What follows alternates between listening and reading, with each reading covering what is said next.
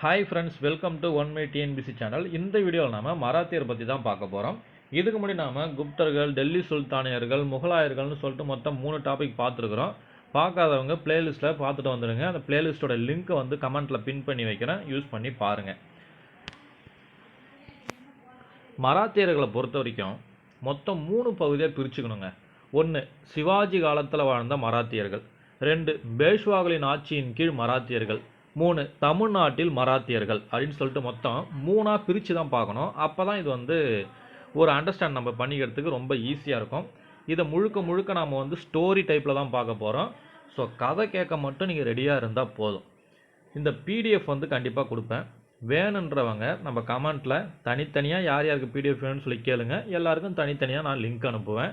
மற்றவங்க கமெண்ட் பண்ண லிங்க்கை யூஸ் பண்ண முடியாது, ஏன்னா அக்சஸ் வந்து உங்களுக்கு கிடைக்காது. யூ நீட் அக்சஸ்ன்னு சொல்லிட்டு வந்துடும். ஸோ அதனால் பிடிஎஃப் வேணும்னா நீங்கள் கமெண்ட் பண்ணுங்கள். ஆனால் நான் உங்கள்கிட்ட வைக்கிற ஒரே ஒரு ரிக்வஸ்ட் என்னென்னு கேட்டிங்கன்னா, வீடியோவை முழுசாக பார்த்துட்டு நீங்கள் பிடிஎஃப் யூஸ் பண்ணிக்கிங்க. அதுதான் பெஸ்ட்டு. நீங்கள் வெறும் பிடிஎஃப் மட்டுமே படிக்கிற மாதிரி இருந்தால் நீங்கள் டேரெக்டாக போய் புக்கிலே படிச்சுக்கலாம். சரிங்களா? அதுக்கு வந்து இந்த பிடிஎஃப் வாங்கி தான் படிக்கணும்னு எந்த அவசியமும் கிடையாது. புரியுதுங்களா? ஸோ அந்த வீடியோவோட நோக்கமே கதை மூலியமாக வந்து உங்களுக்கு புரிய வைக்கிறது மட்டும்தான். சரி, வாங்க நம்ம வீடியோக்குள்ளே போயிடலாம். ஃபஸ்ட்டு மராத்தியர்கள் வந்து எப்படி வளர்ச்சி அடைஞ்சு வந்தாங்க அப்படின்றத ஃபஸ்ட்டு பார்க்கணும். இந்த மராத்தியர்கள் வந்து வளர்ந்து வர்றதுக்கு ஒரு முக்கியமான காரணம் முகலாயர்களுடைய வீழ்ச்சி. இந்த முகலாயர்கள் வந்து வீழ்ச்சி அடைகிறதுக்கு ஒரு முக்கியமான காரணம்னு கேட்டால் மராத்தியர்கள்னு சொல்லலாம். ஆமாம், ஏன்னா மராத்தியர்களோட எழுச்சி தான் முகலாயர்களுடைய வீழ்ச்சிக்கு காரணமாயிடுது. அதனால் மராத்தியர்கள் முகலாயர்களை வீழ்ச்சி அடைய செஞ்சு மத்திய இந்தியாவில் வந்து சிவாஜி வந்து அவருக்கு கீழே வந்து ஒரு பெரிய பகுதியை வந்து கொண்டு வரார். இது மத்திய இந்தியாவில். அதே சமயம் சிவாஜியுடைய ஒன்றுவிட்ட சகோதரரான வெங்கோஜி தமிழ்நாட்டில் நாயக்கர் ஆட்சிகள் வந்து முடிவுக்கு வந்ததுக்கு அப்புறமா தஞ்சை பகுதியை கைப்பற்றி தமிழ்நாட்டில் ஆட்சி செய்ய ஆரம்பிக்கிறாரு. இது தமிழ்நாட்டில் மராத்தியர்களோட நிலைமை. தமிழ்நாட்டில் மராத்தியர்கள் எது வரைக்கும் ஆட்சி செய்கிறாங்க அப்படின்னா, 1674 தொடங்கி 1832 ஆண்டு 2ஆம் சரபோஜி மன்னர் இறக்கிற வரைக்கும் தமிழ்நாட்டில் இவங்க ஆட்சி செய்கிறாங்க. புரியுதுங்களா? ஸோ முகலாயர்கள் மத்திய இந்தியாவில் வந்து சிவாஜி தோக்கடிச்சுட்டு மத்திய இந்தியாவை டேக் ஓவர் பண்ணிக்கிட்டார். அதே சமயம் சிவாஜியுடைய ஒன்றுவிட்ட சகோதரர்களுடைய வெங்கோஜி தமிழ்நாட்டில் உடைய தஞ்சாவூர் பகுதியை வந்து நாயக்க மன்னர்களிடமிருந்து கைப்பற்றி தமிழ்நாட்டில் வந்து ஆட்சி செய்ய ஆரம்பிச்சுறாங்க.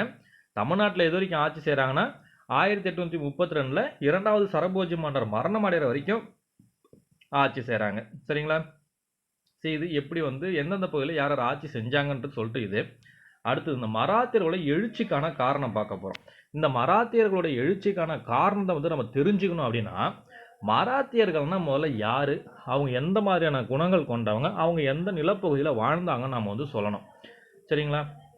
ஸோ அப்போது மராத்தியர்களை பொறுத்த வரைக்கும் விசுவாசம், வீரம், ஒழுக்கம், தந்திரம், எதிரிகளை தாக்கக்கூடிய ஆற்றல், எதிரிகளை மதிப்பிடக்கூடிய ஆற்றல், இது எல்லாத்துலேயுமே சிறந்தவங்க மராத்தியர்கள். திடீர்னு ஒரு இரவு நேரத்தில் வந்து திடீர்னு சடனாக ஒரு தாக்குதலுக்கான திட்டமிடுதலையும் அந்த தாக்குதலை வந்து வெற்றிகரமாக நடத்தி முடிக்கிறதுலையும் திறமை வாய்ந்தவர்கள் மராத்தியர்கள். இப்போ ஒரு போர்க்களத்தில் போயிட்டு மராத்தியர்கள் சண்டை போட்டு இருக்காங்க அப்படின்னா, ஒரு தலைமை தளபதி தான் அந்த போரை வந்து தலைமை தாங்கி போயிட்டு இருப்பார். போருடைய போக்குக்கு ஏற்ற மாதிரி முடிவுகள் எடுக்கணும் உடனே. அந்த மாதிரி நேரத்தில் தலைமை தளபதியிலேருந்து உத்தரவு வரட்டும்னு காத்துன்னு இருக்காம, போருடைய சூழலுக்கு ஏற்றவாறு உடனடியாக செயல்பட்டு முடிவுகளை எடுத்து அதை செயல்படுத்துறவத்திலையும் இந்த மராத்தியர்கள் வந்து மிகவும் கை தேர்ந்தவர்கள். சரிங்களா? இந்த மராத்தியர்கள் ரொம்ப குறுகலான மராத்தியர்கள் வாழ்ந்த அந்த நிலப்பகுதி குறுகலான ஒரு நிலப்பகுதி. அந்த நிலப்பகுதி வந்து கொங்கணம்னு சொல்லுவாங்க. இது எக்ஸாக்டாக எங்கே இருக்குது அப்படின்னு கேட்டால், மேற்கு கடற்கரை ஓரம், அதாவது அரபிக் கடல் பகுதி இருக்கு இல்லையா, அந்த கடற்கரை ஓரத்தில் இருக்கக்கூடிய ஒரு பிளேஸ் தான் இந்த கொங்கணம். இது ரொம்ப குறுகலான ஒரு பகுதி. இந்த மராத்தியரோட எழுச்சிக்கு இந்த புவியியல் கூறுகள் வந்து ரொம்பவும் ஒரு முக்கியமான காரணம். எதனால் அந்த புவியியல் கூறுகள் வந்து முக்கியமான காரணம்னு சொல்கிறேன்னா, இவங்க வாழ்ந்த அந்த கொங்கணம்னு சொல்லக்கூடிய அந்த நிலப்பகுதியை சுற்றிலும் செங்குத்தான மலைகள், பெரிய பெரிய பள்ளங்கள், ஈஸியாக கடக்க முடியாத பெரிய பெரிய பள்ளங்கள் இருக்குது. இவங்க வந்து அவ்வப்போது ஒரு பாதுகாப்பாக போய் தங்கிறதுக்காக மலை கோட்டைகள் வந்து இவங்களுக்கு வந்து ஒரு மிகப்பெரிய அரண்களாக இருக்குது. அதனால் இராணுவ ரீதியாக இந்த இயற்கை கூறுகள் வந்து இவங்களுக்கு ரொம்ப சப்போர்ட்டாக இருக்குது. சரிங்களா? அதே சமயம் மிகப்பெரிய படைகள் வந்தாலுமே கூட இந்த மலைகளில் ஏறி வந்து இவங்களை தாக்குதல் செய்கிறது அப்படின்றது ரொம்ப கடினமாகவும் இருக்குது எதிரிகளுக்கு. அந்த ஒரு காரணத்தினால இவங்களுடைய எழுச்சின்றது சீக்கிரமாக வளர்ந்து வருது. ரெண்டாவது, முகலாய படையோட கம்பேர் பண்ணும்போது மராத்திய படைகள் அப்படின்றது ஒரு சிறிய படை தான். அதனால் மராத்தியர்கள் என்ன திட்டமிடுறாங்கன்னா, முகலாயர்களை வந்து நம்ம நேரடியாக தாக்கினா கண்டிப்பாக தோல்வி அடைஞ்சிருவோம். அதனால் நம்ம முகலாயர்களை நேரடியாக தாக்காமல் கொரில்லா போர் முறையை பயன்படுத்தலாம் அப்படின்னு சொல்லிட்டு கொரில்லா போர் முறையை பயன்படுத்தி தான் முகலாயர்களை வந்து தாக்குதல் செஞ்சு முகலாயருடைய வீழ்ச்சிக்கு மிக முக்கியமான காரணமாக மராத்தியர்கள் மாறினாங்க. இந்த மராத்தியர்கள் வந்து முகலாயர்களை வந்து வீழ்ச்சி அடைய வச்சு இவங்க எழுச்சி பெற்று வராங்க. மராத்தியர்கள் எழுச்சி பெற்று வராங்க. அப்போ இதுக்கு முன்னாடி இவங்க யாருடைய கட்டுப்பாட்டில் இருந்தாங்க அப்படின்னு பார்த்தா பாமனி சுல்தான்களுடைய கீழே தான் வந்து இவங்க ஒர்க் பண்ணிட்டு இருக்கிறாங்க. சிவாஜின்ற ஒரு பெரிய ஆளுமை வாய்ந்த ஒரு மனிதர் வர்ற வரைக்கும் இந்த மராத்தியர்கள் யாரு கீழே ஒர்க் பண்ணுறாங்கன்னா பாமனி கீழே தான். சிவாஜியோட எழுச்சிக்கு பிறகு தான் இவங்க என்ன பண்ணுறாங்கன்னா தனிமை வாய்ந்த ஒரு சக்தியாக மாறுறாங்க. மறுபடியும் இந்த சிவாஜி வந்து இறந்ததுக்கு அப்புறமா இந்த பாமனி அரசு வந்து 4-5 துண்டாக பிரிஞ்சிடும் இல்லையா, அகமது நகர், பிஜாப்பூர், பீரார், கோல்கொண்டா அப்படின்னு சொல்லிட்டு இந்த பகுதிகளை சேர்ந்த சுல்தான்களுக்கு கீழே வந்து மறுபடியும் பணி செய்ய ஆரம்பிக்கிறாங்க. சரிங்களா? ஸோ அப்போ மராத்தியர்கள்னால் என்னன்னு சொல்லிட்டு உங்களுக்கு ஒரு ஐடியா கிடச்சிருக்கும் இல்லையா? என்னென்னு மறுபடியும் சும்மா ஒரு ஃபாஸ்ட்டாக பார்த்துடலாமா? ஸோ மராத்தியர்களோட குணம் எப்படி இருக்குன்னா, விசுவாசமானவங்க, வீரமானவங்க, ஒழுக்கமானவங்க, தந்திரமானவங்க, எதிரிகளை தாக்கும் ஆற்றல் ஆகியவற்றில் சிறந்து விளங்கக்கூடியவங்க தான் என்னன்னு கேட்டால் இந்த மராத்தியர்கள். திடீர்னு இரவு நேரத்தில் வந்து ஒரு தாக்குதலை சீக்கிரமாக திட்டமிட்டு அதை செயல்படுத்தக்கூடிய திறன் பெற்றவங்க, போர் சூழலுக்கு ஏற்றவாறு முடிவெடுத்து அதை செயல்படுத்தக்கூடிய திறன் பெற்றவங்க. இவங்க வாழக்கூடிய அந்த நிலப்பகுதி வந்து அந்த குறுகலான நிலப்பகுதி வந்து கொங்கணம் அழைக்கப்படுது. இராணுவ ரீதியாக இவங்க வாழ்ந்த அந்த நிலப்பகுதி வந்து இவங்களுக்கு ரொம்ப சப்போர்ட்டிவாக இருக்குது. எதனாலனா செங்குத்தான மலைகள், எளிதில் வந்து கடக்க முடியாத அப்படின்னா அணுக முடியாத பள்ளத்தாக்குகள், பாதுகாப்பு அரண்கள், கோட்டைகள்னு சொல்லிட்டு இவங்களுக்கு இராணுவ ரீதியாக இது ரொம்ப பாதுகாப்பாக இருக்குது. இந்த மராத்தியர்கள் வந்து பாமனி அரசு கீழே தான் ஆரம்பத்தில் ஒர்க் பண்ணிட்டு இருக்கிறாங்க. சிவாஜியோட எழுச்சிக்கு பின்னர் இவங்க என்ன பண்ணுறாங்கன்னு கேட்டால் தனி ஒரு ஆளுமை வாய்ந்த ஒரு அரசாக மாறுறாங்க. மறுபடியும் சிவாஜி இறந்ததுக்கு அப்புறமா இந்த பாமனி வந்து அந்த காலகட்டத்தில் ஒரு 5 பீஸாக உடஞ்சிரும். என்னன்னு சொல்லிட்டு உடஞ்சிரும்? பீடார், பிஜாப்பூர், பேரார், அகமநகர், கோல்கொண்டா அப்படின்னு சொல்லிட்டு உடஞ்சிரும். சிவாஜியோட மறைவுக்கு பிறகு இவங்க இந்த அரசுகளுக்கு கீழே வந்து செயல்படுறாங்க. சரிங்களா? அதுக்கப்புறமா இந்த மராத்தியர்களுடைய மிக சிறந்த போர் முறைகளில் ஒன்று எதுன்னு கேட்டால் கொரில்லா போர் முறை. இதை எதுக்காக பயன்படுத்துகிறாங்க அப்படின்னா, தன்னை விட எதிரியுடைய படைபலம் வந்து அதிகமாக இருக்கும் பொழுது இந்த போர் முறையை பயன்படுத்தி எதிரிகளை நிலைகுலைய செய்வதற்கு இந்த முறையை வந்து பயன்படுத்துகிறாங்க மராத்தியர்கள். இது வந்து மராத்தியர்கள் வந்து கொரில்லா போர் முறையில் சிறந்து விளங்கியவர்கள். ஸோ இப்போ மராத்தியர்கள்னால் யார், அவங்களுடைய குணம் எப்படி, எங்கே வாழ்ந்தாங்க, யாருக்கு கீழே பணிபுரிஞ்சாங்க, யாருடைய காலத்தில் எழுச்சி பெற்றாங்க, இது முழுசாக பார்த்தாச்சு. அடுத்தது சிவாஜி காலத்தில் இவங்க எழுச்சி பெற்றாங்கன்னு நம்ம சொல்கிறோம். சிவாஜி காலத்தில் இவங்க எழுச்சி பெறத்துக்கு மிக முக்கியமான ஒரு காரணம்னு கேட்டால் அந்த காலத்தில் உருவான பக்தி இயக்கம் தான். இந்த பக்தி இயக்கத்துக்கும் மராத்தியருடைய எழுச்சிக்கும் என்னங்க சம்பந்தம் அப்படின்னு சொல்லி பார்த்தா, துக்காராம், ராம்தாஸ், ஏகநாதர் அப்படின்னு சொல்லிட்டு 3 முக்கியமான பக்தி இயக்க கவிஞர்கள் வந்து மராத்திய பகுதிகளில் வாழ்ந்து வந்தாங்க. இவங்க 3 பேரும் அவருடைய பக்தி பாடல்கள் மூலயமா அந்த பகுதியில் வாழ்ந்திருக்கக்கூடிய மக்களிடையே வந்து ஒரு ஒற்றுமையை வந்து ஏற்படுத்துகிறாங்க. நல்லா புரிஞ்சுக்கணும். அந்த பகுதியில் வந்து யார் அதிகமாக ஆட்சி செய்கிறா? ஒன்று பாமினி, இன்னொன்று முகலாயர்கள். ரெண்டுமே வந்து இஸ்லாமிய சமூகத்தை சேர்ந்தவங்க. ஸோ அப்போ இவங்க பாடல்கள் மூலயமா என்ன பண்ணுறாங்க? மராத்திய மக்களை தான் ஒன்றிணைக்கிறாங்க. இது வந்து என்னன்னு கேட்டால் இவங்களுடைய பக்தி பாடல்கள் மராத்திய மக்களுக்கு வந்து ஒரு எழுச்சியை கொடுக்குது. இவர்கள் சிவாஜியிடமும் ஒரு பெரிய தாக்கத்தை ஏற்படுத்துகிறாங்க. இதுவும் ஒரு காரணம். எதுக்கு? மராத்தியருடைய எழுச்சிக்கு இந்த பக்தி இயக்கமும் ஒரு காரணம். சிம்பிளாக சொல்லணும், எப்படி சொல்லலாம்? துக்காராம், ராம்தாஸ், ஏகநாதர் அப்படின்னு சொல்லக்கூடிய பக்தி இயக்க கவிஞர்கள் மராத்திய பகுதியை சேர்ந்தவங்க. அவங்க உள்ளூர் மொழியான மராத்திய மொழியிலே வந்து பக்தி பாடல்கள் மூலயமா மக்களை வந்து ஒருங்கிணைத்து ஒற்றுமை உணர்வை ஏற்படுத்தி அனைவரையும் ஒன்றிய செய்கிறாங்க. இந்த பக்தி இயக்கம் வந்து சிவாஜி மேலேயும் வந்து ஒரு மிகப்பெரிய தாக்கத்தை ஏற்படுத்துது. இதனால வந்து மராத்தியருடைய எழுச்சிக்கு பக்தி இயக்கம் ஒரு முக்கியமான காரணமாக இருக்குது. சரிங்களா? அடுத்தது பிற காரணங்கள், வேற என்னென்னலாம் காரணங்களாக சொல்லலாம் அப்படின்னு சொல்லிட்டு பார்க்கலாம். ஏற்கனவே நம்ம சொல்லியிருந்தோம், ஆரம்ப காலத்தில் மராத்தியர்கள் வந்து பாமனி சுல்தான்கள் கீழே தான் வந்து ஒர்க் பண்ணுறாங்கன்னு சொல்லிட்டு. அதுக்கப்புறமா அந்த பாமனி சுல்தானியம் அந்த கோல்கொண்டா, பிஜாப்பூர், பீடார், பிரார், அகமது நகர் அப்படின்னு சொல்லிட்டு மாறிடுது. சரிங்களா? இந்த காலகட்டத்தில் என்ன நடக்குதுன்னா, அவுரங்கசீப் வந்து தக்கான பகுதி மேலே வந்து படையெடுத்து வருவார். மொத்தம் ஒரு 3 காரணங்களுக்காக வருவார். அவருக்கு எதிராக கலகம் செய்யக்கூடிய அவருடைய மகனான அக்பரை வந்து தடுத்து நிறுத்தணும், சிவாஜியை வந்து பழி வாங்கணும், அடுத்து வந்து தக்காணத்தை வந்து கைப்பற்றி அவரோட கைவசத்தில் மாற்றணும் அப்படின்னு சொல்லிட்டு. அதனால் வந்த அவுரங்கசீப் என்ன பண்ணுறாருன்னா, பிஜாப்பூர், கோல்கொண்டா மேலே வந்து ஒரு தாக்குதல் நடத்துவார். அந்த தாக்குதலால் என்ன ஆகும்னு கேட்டால், இந்த பிஜாப்பூரும் கோல்கொண்டாவும் முகலாய பகுதிகள் கூட இணைச்சிருவாங்க.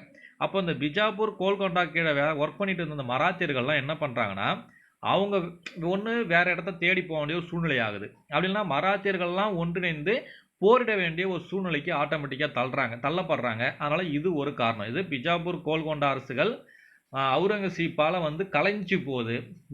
இதனால் வந்து மராத்தியர்கள் வந்து ஒன்றிணைந்து முகலாயருக்கு எதிராக வந்து போராட வேண்டிய ஒரு காரணம் ஏற்படுது. இது ஒன்று. அடுத்து ரெண்டாவது என்னன்னு பார்த்தீங்கன்னா, பிஜாப்பூர், கோல்கொண்டா, அகமதுநகர் இந்த சுல்தான்கள் மேலே வந்து அவுரங்கசீப் படையெடுத்து வராரு. அப்படி படையெடுத்து வரனால என்ன கேட்டால், அரசு கஜானா வந்து காலி ஆகிடுது. இந்த மாதிரி ஒரு காலகட்டத்தில் கஜானா காலி ஆகுது அப்படின்னு கேட்டால், அடுத்தடுத்து போர்களை வந்து செய்கிறது வந்து ரொம்ப கஷ்டமாக இருக்கும். இதை ஒரு வாய்ப்பாக பயன்படுத்தி மராத்தியர்கள் என்ன பண்ணுறாங்கன்னா, கொஞ்சம் கொஞ்சமாக வளர ஆரம்பிக்கிறாங்க. ஏன்னா இப்போ வந்து சிவாஜியோ இல்லை வேற யாரோ வந்து மராத்திய தலைவர்களாக இருந்து மராத்தியர் எழுச்சி வந்து உருவாகும் போது அவங்கள தடுத்து நிறுத்தணும்னா அவங்க மேலே வந்து போர் எடுத்து போகணும். ஆனால் முகலாயர்கள்கிட்ட என்ன இல்லை, கருவூலமே அதாவது கருவூலமே வந்து காலி ஆயிடுச்சு, பணமே இல்லை. அப்போ வந்து அடுத்து ஒரு போரை வந்து முன்னெடுத்து போக முடியுமா? போக முடியாது. அதனால தான் மராத்தியோட எழுச்சியை தடுக்க முடியல. சரிங்களா? ஸோ மராத்தியோட எழுச்சிக்கு இதுவும் ஒரு காரணம். எது? முகலாயருடைய கஜானா காலியானதும் ஒரு காரணம். அடுத்தது, இந்த காலகட்டத்தில் சிவாஜி என்ன பண்ணுறாருன்னா, இப்போ அவுரங்கசீப் வந்து இந்த கோல்கொண்டா, பிஜாப்பூர், அகமதுநகர் இதெல்லாம் அடித்து காலி பண்ணிடுறாங்க.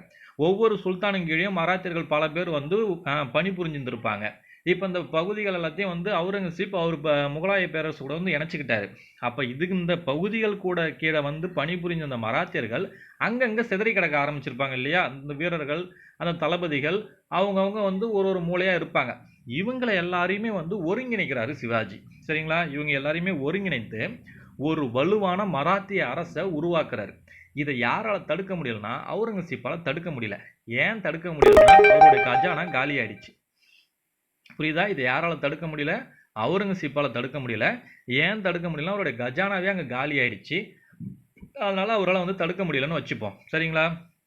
ஸோ அப்போ சிவாஜி என்ன பண்ணுறாரு, இந்த பல்வேறு சுல்தான்கள் கீழே வந்து பணிபுரிஞ்சிருந்த மராத்தியர்கள்லாம் ஒன்றிணைச்சு ஒரு வலுவான அரசை உருவாக்குறதுக்கு மேலே பார்த்து இந்த எல்லா காரணங்களும் ஒரு ரீசன் ஆயிடுது. இந்த சிவாஜியோடைய அந்த அரசுக்கு தலைநகர்னு ஒன்று இருக்கும் இல்லையா? அந்த தலைநகரோட பேர் வந்து ராய்கார். அதை வந்து தலைநகராக வச்சு சிவாஜி மராத்திய பேரரசை உருவாக்கிட்டார். சரிங்களா? இப்போ நாம் என்ன பார்க்க போகிறோம்னா, சிவாஜினா யார், அவர் எங்கே பிறந்தார், அவர் எப்படி வந்து இந்த முகலாயர்களுக்கு எதிராக அவுரங்கசீப்புக்கு எதிராக என்ன நடவடிக்கைகள்லாம் எடுத்து இந்த மராத்திய பேரரசை வந்து உருவாக்குனார்னு பார்க்கலாம். இப்போ இது வரைக்கும் நம்ம என்ன பார்த்தோம்? ஒரு ரிவிஷன் மட்டும் பார்த்து முடிச்சிடலாமா? ஈஸியாக இருக்கும்.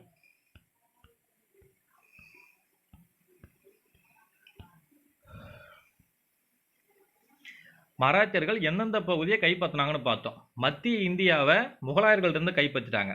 தமிழ்நாட்டில் வந்து வெங்கோஜி நாயக்க மன்னர்கள்ட்ட கைப்பற்றினாங்க. 2ஆம் சரபோஜி மன்னர் வரைக்கும் இவங்க தமிழ்நாட்டை வந்து ஆட்சி செய்கிறாங்க மராத்தியர்கள். மராத்தியருடைய எழுச்சிக்கான ஒரு காரணம் புவியியல் கூறுகளும் அவங்களுடைய குணங்களும் தான். என்னென்ன அவங்க குணமாக நம்ம பார்த்தோம், இவங்க வந்து வீரமானவங்க, விசுவாசமானவங்க, தந்திரமானவங்க, எதிர்களை தாக்கக்கூடிய ஆற்றல் பெற்றவங்க, திடீர்னு திட்டமிடுதலும் அதை வெற்றிகரமாக செயல்படுத்தக்கூடிய ஆற்றல் மிக்கவர்கள் இந்த மராத்தியர்கள். போர் சூழ்நிலைக்கு ஏற்ப முடிவெடுத்து, அதாவது மேலதிகாரியுடைய உத்தரவு வரணும் அப்படின்னு சொல்லிட்டுலாம் காத்திருக்காம முடிவெடுத்து அதை உடனே வந்து செயல்படுத்தக்கூடிய ஆற்றல் பெற்றிருந்தவங்க. அடுத்தது, இவங்க வாழ்ந்த அந்த குறுகலான நிலப்பகுதி வந்து கொங்கணன்னு சொல்லிட்டு அழைக்கப்பட்டிருந்தது. இவங்க வந்து பாமனி சுல்தான் கீழே தான் வந்து செயல்பட்டு இருந்தாங்க. சிவாஜியோட எழுச்சிக்கு அப்புறமா சிவாஜி கீழே வந்து செயல்படுறாங்க. சிவாஜியோடைய மறைவுக்கு அப்புறமா மீண்டும் இவங்க வந்து என்ன பண்ணுறாங்க, பிஜாப்பூர், கோல்கொண்டா, பீடார் இந்த சுல்தான் கீழே வந்து செயல்பட ஆரம்பிச்சுறாங்க. இவங்களுடைய கை தேர்ந்த போர் முறை வந்து கொரில்லா போர் முறை. அடுத்தது, பக்தி இயக்கம் வந்து சிவாஜி மேலே வந்து தாக்கத்தை வந்து ஏற்படுத்துது. துக்காராம், ராம்தாஸ், ஏகநாதர் ஆகியோர் வந்து மராத்திய பகுதியை சேர்ந்த பக்தி இயக்க கவிஞர்கள். அவங்க மராத்தி மொழியில் வந்து பக்தி இயக்க பாடல்களை பாடி மக்களிடையே ஒற்றுமை உணர்வை ஏற்படுத்துகிறாங்க. இது சிவாஜிக்கிட்டையும் வந்து ஒரு தாக்கத்தை ஏற்படுத்துது. இதனால் வந்து சிவாஜி முகலாயர்களுக்கு எதிராக வந்து போரிடுவதற்கு ஒரு உந்துதலை வந்து இவங்க ஏற்படுத்துகிறாங்க. வேற என்னென்ன காரணங்கள் இருக்குது மராத்தியர்கள் வளர்ந்து வளர்றதுக்குன்னா, அவுரங்கசீப் வந்து பிஜாப்பூர் கோல்கொண்டா மேல வந்து படையெடுத்து தாக்குதல் பண்ணிடுறாரு. இதனால இந்த 2 பகுதியும் வந்து முகலாய பேரரசு கூட போய் இணைஞ்சிடுது. இதனால இந்த பிஜாப்பூர் கோல்கொண்டா பகுதியில் வேலை செஞ்ச மராத்தியர்கள் வந்து அங்கங்க பிரிஞ்சு போயிடுறாங்க. இதனால என்ன சூழ்நிலை உருவாகுது அப்படின்னா, இந்த மராத்தியர்கள்லாம் ஒன்றிணைஞ்சு முகலாயர்களுக்கு எதிராக வந்து போரிட வேண்டிய ஒரு சூழ்நிலையை அவுரங்கசீப் ஏற்படுத்திடுறாரு ஒன்று. ரெண்டாவது, பிஜாப்பூர் கோல்கொண்டா அகம்நகர் மேலே வந்து அவுரங்கசீப் படையெடுத்து வந்ததுனால அவருடைய கஜானா வந்து காலி ஆயிடுது. இதனால என்ன பண்ண இந்த இந்த காரணத்தால என்ன நடக்குது அப்படின்னா, சிவாஜியின் தலைமையின் கீழே வந்து தக்காணத்தில் வந்து ஒரு அரசு உருவாகிறத வந்து அவுரங்கசீப்பால் தடுக்க முடியல. எதனாலன்னு கேட்டால் கஜானா காலி ஆயிடுச்சு. ஸோ அடுத்து வந்து ஒரு போர் எடுத்து வர முடியல. இது ஒரு 2வது ரீசனு. ஸோ இப்போ இந்த அவுரங்கசீப்புடைய தாக்குதலால் இந்த அகம்நகர், பிஜாப்பூர், கோல்கொண்டா, பீடார் இந்த பகுதியில் வாழ்ந்த அரசுகள் ஒன்றா முகலாய பேரரசு கூட வந்து இணைக்கப்பட்டுடுச்சு. அதனால இந்த அரசுகளுக்கு கீழே ஒர்க் பண்ணிட்டு இருந்த மராத்தியர்கள் ஆங்காங்கே வந்து சிதறி கிடக்குறாங்க. இவங்க எல்லாரையுமே வந்து ஒருங்கிணைந்து ஒரு வலுவான அரசை தான் யார் உருவாக்குறாருன்னா சிவாஜி உருவாக்குறாரு. அவருடைய அந்த அரசுக்கு வந்து ராய்காரை வந்து தலைநகராக ஃபிக்ஸ் பண்ணுறாரு. சரிங்களா? ஸோ எப்படி இந்த மராத்தியர்கள் வந்து ஒருங்கிணைக்கப்பட்டார்கள்னு பார்த்துட்டோம். இப்போ சிவாஜின்னு சொல்லக்கூடிய அந்த தனிப்பட்ட ஆளுமையை பற்றி பார்க்கலாம் வாங்க. ஜூனார் அப்படின்ற இடத்துக்கு பக்கத்தில் ஷிவ்னர் என்ற ஒரு ஊர் இருக்குது. இந்த ஷிவ்னர் என்ற ஊரில் 1627 ஷாஜி பான்ஸ்லே அவர்களுக்கும் அவருடைய முதல் மனைவியாக இருக்கக்கூடிய ஜீஜாபாய்க்கும் தான் மகனா பிறக்கிறாரு சிவாஜி. இந்த சிவாஜியின் தந்தையான ஷாஜி பான்ஸ்லே அவர்கள் தாய் வழியில் தேவகிரியை ஆண்ட யாதவ மன்னருடைய வழித்தோன்றலாகவும் தந்தை வழியில் மேவாரியோடைய சிசோடிலின் வழித்தோன்றலாகவும் இருக்கிறாரு இந்த ஷாஜி பான்ஸ்லே. இந்த ஷாஜி பான்ஸ்லே யார் கீழே பணிபுரிகிறார் அப்படின்னா, அகமது நகருடைய அரசரா அகமது ஷா இருக்கிறாரு. இந்த அகமது ஷாவுடைய முன்னாள் அடிமையா இருந்து பல பணிகளை வந்து கத்துக்கினதுக்கு அப்புறமா அமைச்சரா மாறின மாலிக் ஆம்பர் அப்படின்றவர் கீழே தான் ஷாஜி பான்ஸ்லே வந்து ஒர்க் பண்றாரு. புரியுதுங்களா? அதாவது அகமது நகருடைய அரசர் பேர் என்னன்னு கேட்டால் அகமது ஷா. இந்த அகமது ஷாவுடைய அடிமையும் அமைச்சருமா இருக்கிறது யாருன்னு கேட்டால் மாலிக் ஆம்பர். இந்த மாலிக் ஆம்பர் கீழே தான் யார் பணிபுரிகிறானா, சிவாஜியின் தந்தையான ஷாஜி பான்ஸ்லே அப்படின்றவர் பணிபுரிகிறாரு. இந்த மாலிக் ஆம்பர் கிட்ட இருந்து ஷாஜி பான்ஸ்லே வந்து இராணுவ கலைகள், புரியுங்களா, இராணுவ ரீதியாக போர் செய்யக்கூடிய அந்த கலைகளை கற்றுக்கிறாரு, அரசியலை கற்றுக்கிறாரு. சரிங்களா? இந்த ரெண்டுத்தையும் ஷாஜி பான்ஸ்லே யார்கிட்ட இருந்து கற்றுக்கிறாருன்னா இந்த மாலிக் ஆம்பர் கிட்ட இருந்து தான் கற்றுக்கிறார். மாலிக் ஆம்பர் இறந்ததுக்கு அப்புறமா ஷாஜி பான்ஸ்லே வந்து நேரடியான ஒரு அரசியலில் வந்து ஈடுபட தொடங்குறாரு. இந்த காலகட்டத்தில் தான் அவுரங்கசீப் வந்து அகமது நகர் மேலே வந்து படையெடுத்து தாக்குதல் நடத்துறாரு. இந்த போரில் அகமது நகர் வந்து அவுரங்கசீப்பு கிட்ட தோல்வி அடைஞ்சிருது. இதனால் அகமது நகர்ன்ற அரசை முகலாயர்கள்ட்ட வந்து இழந்த பிறகு ஷாஜி பான்ஸ்லே அவர்கள் பிஜாப்பூர் சுல்தான் கிட்ட வந்து பணி செய்ய தொடங்குறாரு.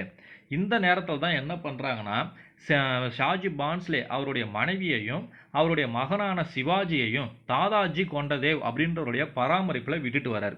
இந்த தாதாஜி கொண்டதேவ் யாருன்னு கேட்டால், இப்போ ஷாஜி பான்ஸ்லே வந்து ஒரு சுல்தானுக்கு கீழே ஒர்க் பண்ணுறதுனால ஒரு குறிப்பிட்ட நிலப்பகுதியை வந்து இந்த ஷாஜி பான்ஸ்லேவுக்கு கொடுத்துருப்பாங்க. அங்கே வந்து வரி வசூல் செஞ்சுக்கிட்டு நிர்வாகம் செய்யறதுக்கான உரிமையை அந்த சுல்தான் வந்து ஷாஜி பான்ஸ்லேவுக்கு கொடுத்துருப்பாரு. அந்த நிலப்பகுதியை ஷாஜி பான்ஸ்லே தாதாஜி கொண்டதேவ் அப்படின்றவர் வந்து நிர்வகிக்க சொல்லி இந்த ஷாஜி பான்ஸ்லேவுடைய ஜாகீர்தாரா நியமிச்சிருப்பார். சரிங்களா? ஸோ அப்போ தாதாஜி கொண்டதேவ் அப்படின்றவர் யாருன்னு கேட்டால் சிவாஜியின் தந்தையான ஷாஜி பான்ஸ்லே உடைய ஜாகீர்தார். சரியா? ஏன் அவர் ஜாகீர்தார்னு அழைக்கிறோம்? ஷாஜி பான்ஸ்லேவுக்கு சொந்தமான நிலத்தை அவர் நிர்வகிச்சுக்கிட்டு வர்றார். இந்த நிலம் எங்கே இருக்குன்னு கேட்டால் பூனாவில் இருக்கு. சரியா? ஸோ அப்போ பிஜாப்பூர் சுல்தான் கிட்ட வந்து பணி செய்கிறதுக்கு யார் போயிடுறா? ஷாஜி பான்ஸ்லே போயிடுறாரு. அதனால் அவருடைய மனைவியையும் அவருடைய மகனான சிவாஜியையும் தாதாஜி கொண்டதேவுடைய பராமரிப்பில் விட்டு போகிறாரு. இந்த தாதாஜி கொண்டதேவ் அப்படின்றவர் யாருன்னு கேட்டால் ஷாஜி பான்ஸ்லேவுடைய ஒரு ஜாகீர்தார். இந்த ஷாஜி பான்ஸ்லேவுக்கு சொந்தமான நிலம் எங்கே இருக்குன்னா பூனாவில் இருக்குது. அப்போ சிவாஜியுடைய இளமை காலம் அவர் எங்கே வாழ்ந்து வர்றாருன்னா பூனா பகுதிகளில் தான் வந்து வாழ்ந்து வராரு. சரியா? அப்படி அவர் பூனா பகுதிகளில் வந்து வாழ்ந்து வரக்கூடிய அந்த காலகட்டத்தில் பூனாவில் மிகவும் மலைப்பாங்கான இருக்கக்கூடிய அந்த பகுதிகள் தான் இருக்கும். மிகவும் மலைப்பாங்கான பகுதிகள் தான் இருக்கும். இந்த பாங்கான பகுதிகளில் வந்து அந்த மலைகளை பற்றிய அனுபவமும் அறிவும் கொண்ட ஒரு வம்சம் எதுன்னு கேட்டால் மாவலி வம்சம். சரிங்களா? அந்த ஒரு ஊர் பகுதி எதுன்னு கேட்டால் மாவலி பகுதி. பூனாவில் இருக்கக்கூடிய மலைகளை பற்றிய அனுபவமும் அறிவும் கொண்டவர்கள் யாருன்னு கேட்டால் மாவலியை சேர்ந்த விவசாயிகள் தான். இப்படி இந்த இளமை பருவத்தில் வந்து சிவாஜி பூனாவில் வளர்ந்து வரும்பொழுது இந்த மாவலியை சேர்ந்த விவசாயிகள்கிட்டையும் தலைவர்கள்கிட்டையும் வந்து ஒரு நல்ல மரியாதையை வந்து பெறாரு இந்த சிவாஜி. சரிங்களா? ஸோ இவர்களுடைய உந்துதலும் வந்து முகலாயர்களுக்கு எதிராக சிவாஜி போரிடுவதற்கு ஒரு முக்கியமான காரணமாக அமையும். ஸோ மாவலி விவசாயிகள் மற்றும் தலைவர்கள் ரொம்ப முக்கிய பங்கு வகிக்கிறாங்க. இதே காலகட்டத்தில் தான் பக்தி இயக்க தலைவர்களாக இருக்கக்கூடிய ராம்தாஸ் துகாராம் ஆகியோருடைய பக்தி பாடல்கள் வந்து மராத்திய மாநிலம் முழுவதும் என்ன பண்ணுன்னு கேட்டால் பரவ ஆரம்பிக்குது. அதுவும் உள்ளூர் மொழியான மராத்தி மொழியிலேயே இவங்க இந்த பக்தி பாடல்களை பாடி மக்களை வந்து ஒன்றிணைக்கக்கூடிய அந்த பணிகளில் ஈடுபடுறாங்க. ராம்தாஸ் துகாராம் ஆகியோருடைய பாடல்கள் சிவாஜி கிட்டேயும் வந்து ஒரு தாக்கத்தை ஏற்படுத்துது. எந்த அளவுக்கு தாக்கத்தை ஏற்படுத்தியிருக்கிறாங்க இவங்க அப்படின்னு கேட்டிங்கன்னா, துறவி ராம்தாஸ் அவர்களை சிவாஜி தனது குருவாக ஏற்று மரியாதை செலுத்துகிற அளவுக்கு ராம்தாஸுடைய பாடல்கள் சிவாஜி கிட்ட வந்து தாக்கத்தை ஏற்படுத்தியிருக்கு. சரிங்களா? ஸோ இவ்வளோ நேரம் நம்ம பார்த்தது என்னன்னு கேட்டால் சிவாஜியுடைய இளமை பருவத்தை பற்றி பார்த்துருக்குறோம். என்னன்னு பார்த்துருக்குறோம்? ஜூனார்ன்ற இடத்துக்கு பக்கத்தில் ஷிவ்னேர்னு ஒரு பகுதி இருக்குது. இந்த பகுதியில் 1627 தான் சிவாஜி வந்து பிறக்கிறாரு. சிவாஜியுடைய தந்தை பேர் வந்து ஷாஜி பான்ஸ்லே, தாய் பேர் வந்து ஜிஜாபாய். இந்த ஷாஜி பான்ஸ்லே அப்படின்றவர் தாய் வழியில் தேவகிரியை சேர்ந்த யாதவ வம்சத்தை சேர்ந்தவர். தந்தை வழியில் வந்து மேவாரின் சிசோடிகள் வம்சத்தை வந்து சேர்ந்தவர். அடுத்தது இந்த ஷாஜி பான்ஸ்லே யாரு கீழே ஒர்க் பண்ணுறான்னா மாலிக் ஆம்பர் அப்படின்றவர்கிட்ட ஒர்க் பண்ணுறாரு. இந்த மாலிக் ஆம்பர் அப்படின்றவர் யாருன்னு கேட்டால் அகமது நகர் சுல்தானான அகமது ஷாவுடைய அமைச்சர் அண்டு அடிமை. சரியா? முன்னாள் அடிமையாக இருந்தவர் தான் இந்த மாலிக் ஆம்பர். அடுத்தது இந்த மாலிக் ஆம்பர் மறைவுக்கு அப்புறமா தான் இந்த ஷாஜி பான்ஸ்லே வந்து அரசியலில் ஈடுபடுறாரு. அந்த நேரத்தில் தான் வந்து அவுரங்கசீப் வந்து அகமது நகரை கைப்பற்றிக்கிறாரு. அதனால பிஜாப்பூர் சுல்தான் கிட்ட வந்து ஷாஜி பான்ஸ்லே வந்து பணி செய்ய போறாரு. அப்படி பிஜாப்பூர் சுல்தான் கிட்ட பணி செய்ய போறதுனால அவருடைய மனைவியையும் அவருடைய மகனான சிவாஜியையும் பாதுகாப்பாக இருக்கணும் அப்படின்னு சொல்லிட்டு தாதாஜி கொண்டதேவ்ன்றவருடைய பாதுகாப்பில் விட்டுட்டு போகிறாரு. இந்த தாதாஜி கொண்டதேவ் அப்படின்றவர் வந்து ஷாஜி பான்ஸ்லேவுடைய ஒரு ஜாகிர்தார். இவருக்காக கொடுக்கப்பட்ட நிலம் எங்கே இருக்குன்னா பூனாவில் இருக்குது. சிவாஜி இதனால் வந்து சிறு வயதில் வந்து பூனாவில் தான் வளர்ந்து வராரு. இந்த பூனாவில் இருக்கக்கூடிய மலைப்பாங்கான பகுதிகளை பற்றிய அனுபவமும் அறிவும் பெற்றவங்க யாருன்னு கேட்டால் மாவலியை சேர்ந்த மக்கள் தான். அந்த மாவலியை சேர்ந்த விவசாயிகள்கிட்டையும் தலைவர்கிட்டையும் சிவாஜி வந்து ஒரு நல்ல பேரை சம்பாதிச்சுக்கிறாரு. இந்த காலகட்டத்தில் வந்து பக்தி இயக்க பாடல்களை வந்து பரவி மக்களிடத்தை வந்து ஒற்றுமையை வந்து ஏற்படுத்துது. அதில் முக்கிய பங்காற்றினவர்கள் யாருன்னு கேட்டால் ராம்தாஸ் துகாராம் சொல்லக்கூடிய 2 பேர். இந்த பாடல்கள் வந்து சிவாஜி கிட்டையும் வந்து தாக்கத்தை ஏற்படுத்துது. அதுலேயும் ரொம்ப முக்கியமாக வந்து சிவாஜி கிட்ட வந்து தாக்கத்தை ஏற்படுத்துறது யாருன்னு கேட்டால் துறவி ராம்தாஸ் தான். அதனால சிவாஜி என்ன பண்ணுறாரு, துறவி ராம்தாஸை வந்து தன்னுடைய குருவா வந்து ஏற்று மரியாதை செலுத்துறாரு. சரிங்களா? அடுத்தது சிவாஜி வந்து எப்படி இராணுவத்துக்குள்ள என்ட்ரி ஆகிறாரு அதை பார்க்கலாமா? பக்தி இயக்கம் ஏற்படுத்திய தாக்கத்தால சிவாஜி அவருடைய 19வது வயதிலிருந்து இராணுவத்தில் வந்து ஈடுபாடு காட்ட தொடங்குறாரு. இதன் விளைவாக என்ன நடக்குதுன்னா 1646வது வருஷத்தில் தோர்னான்னு சொல்லிட்டு ஒரு கோட்டையை வந்து சிவாஜி முற்றுகையிட்டு அதை கைப்பற்றிக்கிறாரு. இந்த தோர்னா கோட்டை வந்து யாருடைய கட்டுப்பாட்டில் இருக்குன்னா பிஜாப்பூர் சுல்தானுடைய கட்டுப்பாட்டில் இருக்கு. இந்த பிஜாப்பூர் சுல்தானுடைய கட்டுப்பாட்டில் இருந்த கோட்டையை 1646ல் சிவாஜி கைப்பற்றிக்கிறாரு. இதே தோர்னா கோட்டையிலிருந்து 5 மைல் தூரத்தில் வந்து ரெய்கான்னு சொல்லிட்டு ஒரு கோட்டை இருக்கு. இது பாதி கட்டப்பட்ட நிலையில் இருக்கிற ஒரு கோட்டை தான். இந்த கோட்டையுமே வந்து சிவாஜி கைப்பற்றி அதை முழுசாக கட்டி முடிக்கிறாரு. இந்த காலகட்டத்தில் என்ன நடக்குதுன்னா 1647, அதாவது இந்த 2 கோட்டையும் கைப்பற்றின அடுத்த வருஷம் 1647ல் சிவாஜியை வந்து வளர்த்து வந்த தாதாஜி கொண்டதேவ் வந்து இறந்துடுறாரு. அப்படி தாதாஜி கொண்டதேவ் வந்து இறந்ததுனால சிவாஜியுடைய தந்தைக்கு கொடுக்கப்பட்ட அந்த நிலத்தை வந்து நிர்வகிக்கக்கூடிய பொறுப்பையும் வந்து சிவாஜியை எடுத்துக்கிறாரு. சரிங்களா?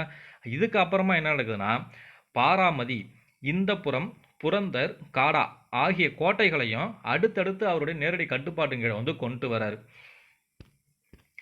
முழுக்க போர் தான் 1646ல் ஆரம்பித்து முழுக்க வந்து போர் தான் செஞ்சுக்கிட்டு இருக்காரு. ஸோ ஒரு கோட்டையா வந்து கைப்பற்றுறாரு. கிட்டத்தட்ட சிவாஜி வந்து இறக்கும்போது 230 கோட்டைகளோ என்னமோ வந்து அவர் கைவசம் இருந்திருக்கும். சரிங்களா?